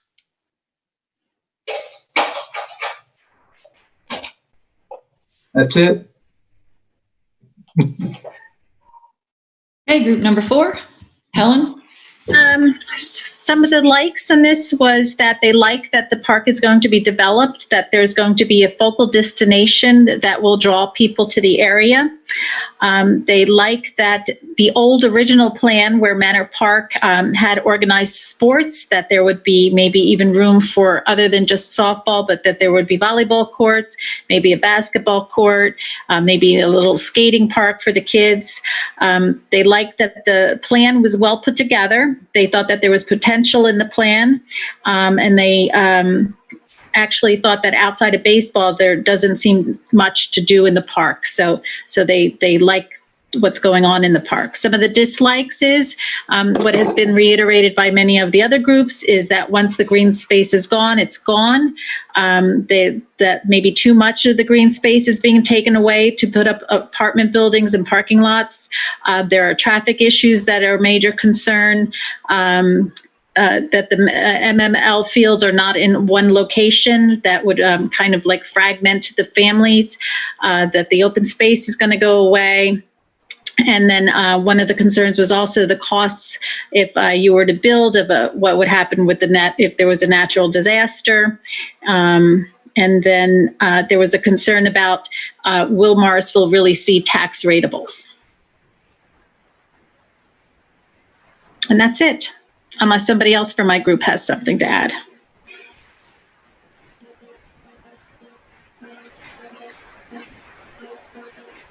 Okay, that's great. We wanted to thank everyone. Wow, 10:02. You guys are like a Swiss watch here, or a Swiss train. We are right on time. So thank you to all 43 participants. The conversation that we had tonight was very powerful. I can tell everyone really cares about Morrisville, and the fact that you were able to take a Monday night away from your personal life to contribute to making the town better. We really appreciate that. We loved the feedback that we heard. I've been taking copious notes throughout the night, and we're going to be also saving the chat. And does anybody have any other comments before we say goodnight? Marilee, will you share with council the notes and the chat that has been going on so that we can know what the residents are thinking? I will, yeah. You can read I've been typing, so hopefully paraphrasing, when I catch a person's name, I'll throw it in there, but yeah. Okay. I have one more question, if I may. For Marge, where did you get those flowers and where are you sitting?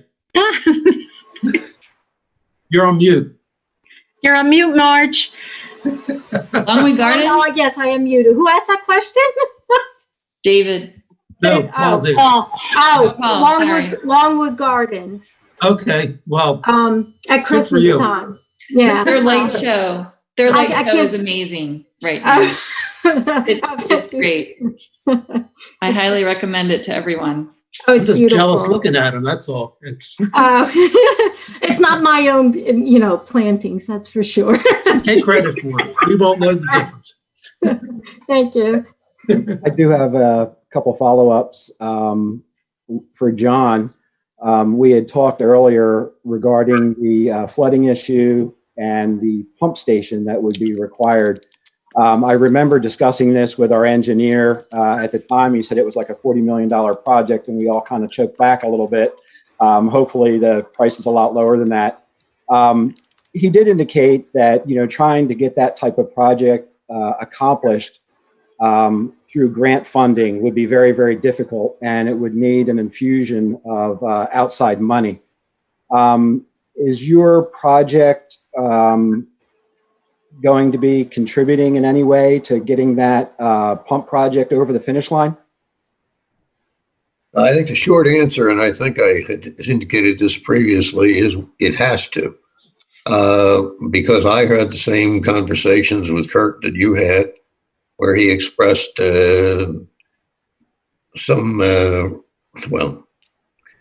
he indicated to me the same thing he told you, that it would be a long time before he thought the borough would be able to afford the project, if it could ever afford the project, which means you're dependent on grant money, but that's too much grant money to get on one project. It's never going to happen that way. And I think the only way it gets done is with a development project that's going to need to solve the problem for the borough in order to make the project feasible. If the developer can't afford to do the project, then the developer doesn't have a project. And when I say a project, I mean the stormwater project. The developer can't do the stormwater project, and the developer doesn't have a development project. Makes sense. The other thing I wanted to follow up on, we talked about the Cloverleaf property and I believe the Manor Park property is now under contract for sale through the school district. So is there any way to confirm that the Cloverleaf property is still available for your project? Specifically, I'm thinking about the Little League fields down in that area. Well, right now, again, we touched on this earlier. Right now, there is a redevelopment agreement between the RDA and a developer. Joe McGrath had mentioned earlier that he's having dialogue with the party who has that redevelopment agreement. It's not a dead issue yet. The fact that the redevelopment agreement has been extended makes it a little more complicated, but Joe's still pursuing it. So is that something that we can have an answer by on the 21st, perhaps? I doubt it. I'm not sure, but I doubt it. But Joe will be able to answer that. And if we have an answer, we'll certainly give him our best efforts to come up with that answer. Okay. I know the Little League has expressed its concern, wanting to be able to have their fields located together rather than separate, which makes sense. I heard that in the group that I was listening to. Yeah. And I think, as a community, it makes sense just to have your sports complex, together also. So that's something I'm sure will be a concern going forward, is making sure that we can accomplish that for the Little League. That's all I have. Thank you. May I ask a question real quick? If the council votes to move forward on looking at this, and I understand that people really want to do that, I get it. What is the actual financial cost to the borough in terms of legal, engineering? How much money are you asking the borough within, say, the next 6 months to put up? None. My client has a professional services agreement with the borough in place, and expenses incurred by the borough solicitor or engineer relating to this project are paid out of that fund. It's just like any other development project. Oh, great. Okay. So that means at what point does the borough have to put up money? Well, you'd be the first municipality that I can ever remember doing a project for a client of mine that put up money. I meant at some point there is going to be borough expenses. Well, you have to tell me what those expenses are. I mean, engineering, legal. All the engineering and legal expenses incurred in connection with any development project are reimbursed by the developer. Okay. And does that mean that the infrastructure project that for the canal, that's paid by the developer? So what you're saying is that Morrisville has no. Are you telling us that Morrisville has no financial investment here? No, you're spending money on that project right now. You have grant money. That's what's being spent. I get My that. understanding is that the money that's being spent is only grant money. And then when the grant money runs out, the borough stops, as it did a couple of years ago, until it gets another grant. I'm not saying we're going to substitute. I'm not saying. Are you saying there's no borough outlay of cash, of no money? No, I've said that in connection with our individual plan. The work that's being done right now on the levee and the stormwater project is not part of our project yet. What I'm saying to you is down the road, it will have to become a part of our project, because if the borough doesn't fund it, the developer will have to fund it in order to move forward with the project. Correct. So right now, that's a borough project, and the borough is, well, I understand right now they're spending grant money, but I'm not the guy who runs the borough finances, so I can't answer that question. No, and I understand. I just use that as an example. What I think a lot of us want to understand is how much money do the taxpayers of Morrisville have to invest to move this project forward? What are we investing? And right now, you're not. I meant in terms of resources that we have to pay for. We have to pay for legal people. We have to pay if we're going to do zoning. We have to hire people to do the zoning. Or there's a lot of expenses here. All of those are borne by the developer. Is that what you're telling me? So there's no financial risk to the borough. Is what I'm trying to ask. As far as those professional fees are concerned, I would agree. They're subject to reimbursement. Is there any financial risk to the borough? I don't know what it would be. Okay. So you're saying this is a risk-free proposition? Well, I don't know what kind of risks you're talking about. Financial to the borough, to the taxpayers. It's a simple question. What are we gambling on? We just need to know. In my opinion, well, I could answer that in a very broad sense. I think you're gambling on the future of the borough, but that's a matter of opinion. But as far as expenses, project-related expenses, professional fees come out of the money that we put up in escrow with the borough. And there's already that. Let me just give you an example. When I first approached the borough solicitor about getting a meeting together with the borough staff to discuss the concept of this project, the first thing they said was, well, we won't schedule a meeting until you sign an agreement that says you're going to reimburse us for all the fees we incur. And that's the way it's been so far. Good. Okay, so that's a good thing to know. That's all I'm asking the honest question, because I think that is something that we're all concerned about. The fact that we have to pay out, we have to pay for this and it might not go anywhere. And that's what we want to hear. If you are saying that the developer will cover all the fees, any costs incurred with this project until it starts shoveling in the ground, because I understand then we've got partnerships. I get that point. But if it doesn't cost us anything to explore this, I understand. Yeah, it's not going to cost you anything for us to put a shovel in the ground. Okay. When we put a shovel in the ground, there's another large escrow that goes up to cover your professional fees associated with inspections and legal expenses. In that respect, it'll be no different than any other development. Great. As long you've now confirmed that the taxpayers are not spending any money if we explore this project. That's wonderful to hear. Thank you. John, this is Justin Bowers. I just wanted to make one small clarification on that. We will have minimal expenses as it relates to the borough manager and finance director and any other staff that we use that attend meetings that aren't professionals, that we're already paying their salary. So it's just part of their job. Well, yeah. And in addition, we may have some minimal costs related to our code enforcement official or our zoning official, who will probably be involved in preliminary discussions, whether or not you have an agreement in place with them as well, but he's basically considered staff. So we may have some minimal costs in him attending a meeting or listening in, but it's not going to be anything substantial because he's not going to be involved in daily planning of this or anything. Yeah, I appreciate the clarification. What I think I was trying to say was it's no different than any other development. When you certainly staff persons who allocate their time, that's a cost indirectly. But outside expenses, your outside consultants will be paying for. I will say, just keep in mind, Morrisville doesn't have a whole lot of developers coming in, so not many people are familiar with the process. Okay, fair enough. Okay. I just wanted to say, I have a quick comment.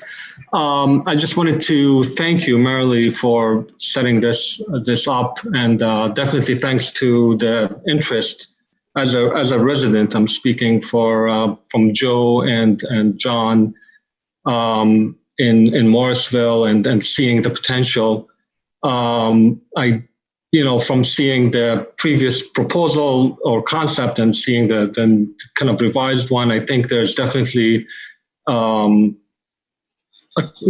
dialogue that's happening and improvement. And I think definitely this will be good in the long term. But for Morrisville and everyone involved, I just wanted you to keep in mind while, moving forward with this,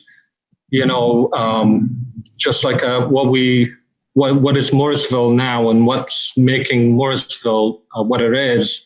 As I looking at the website, Morrisville is described as a quaint little town, and that's what makes it unique. And I think just planning ahead all these developments, just keep that in mind. That's what, the character of it, and maintaining that would be appreciated, and would bring the best for all involved parties. Just to keep it. I love that. Yeah, that's a great summary. Thank you. Thanks. If I may, on behalf of council, I would just like to thank John and Mary Lee and their entire team for taking so much time and care, spending your evening with us. We really appreciate it. As John alluded to, I was the one who was pushing for you meeting directly with Planning Commission and the Environmental Advisory Council, and I wanted everybody to have a chance to talk to you directly. And I appreciate the candor on both sides. I think we've made a lot of progress to just building more trust in each other and better communication. And I look forward to continuing this process over the next couple of weeks, if not years and months. Thank you. I have one more question. This may not happen, but Bridge Street, it definitely needs a facelift. Is there an ability for you guys, after these projects have gone through, to help us try to do what Bristol did in raising the bar and helping our current businesses on Bridge Street? Yes, I don't know exactly what form that help would take. So I guess if you want help, yeah. John, wouldn't this project have a synergistic effect? That's the expectation, and that's one of the reasons we think it's important that we have a project of this size with mixed uses, because it will expand. I mean, there are other property owners who have already expressed an interest in having their properties, which are adjacent, being included within the project. There's lots of we've talked with the redevelopment authority, and if and when we go forward with that proposal, and I think I may have mentioned this at the council meeting on the 16th, the redevelopment authority has suggested, and we hope the council would agree, that the properties, for example, on the other side of Delmar, more from Williamson's Park, might be included within the redevelopment district, because the likelihood is that they would become part of this project in the very near future. But yes, we anticipate a synergistic effect. Yeah, John, I was going to say, can I say something here? On Bridge Street there between Pennsylvania Avenue and Delmar, we certainly could work with tenants and a couple of my architects to show you what renderings can do, slight modifications on colors and signs that are really part of the architecture in the building. So it would bring out the existing tenants and give them better visibility to connect with us. So we'd be able to work with them. John, if the Williamson Park proposal itself is voted down or decides not to move forward with it, do you still intend on moving forward with the development on the south side of Bridge Street there, corner Delmar Avenue, and also with the Beco property up closer to the bridge? No. I'll answer that question, John. No. That's what I was going to say, Joe, but I was going to tell them to listen to you. I got to watch what you say sometimes, and I got to step in on financials. So I do the. Well, that's what I was going to turn it over to you, Joe. I wasn't going to answer. It does not finance. It does. The performer doesn't work without the X amount of apartments in downtown, because we had to buy so many private sellers. So we'd like it to, but it doesn't. Doesn't work. Too many private sellers. Tough time. It's very tough buying tobacco shops out, by the way. I want to tell you that. I've been doing it for years. Those guys make a lot of money, and they, when they're making 40 grand a month. It's they don't like moving. Okay. True. Buy them all out. Huh? Yeah, I mean, buy them all out. I start catching them. They're always selling to the kids anyway. That's catching people isn't my job, but no, it's a difficult thing. I've done it, man. I tried it. It was very, very hard. Believe me. So. Thank you all very much. Greatly appreciate it. Thank you very much. Thanks. Fun evening. Thank you. Thank you. Thanks to sacrificing your everyone. evening. This has been great, and we look forward to getting to know you guys better.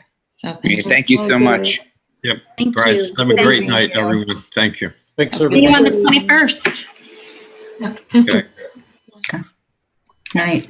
Good night. Good night. I'm going to be ending recording now.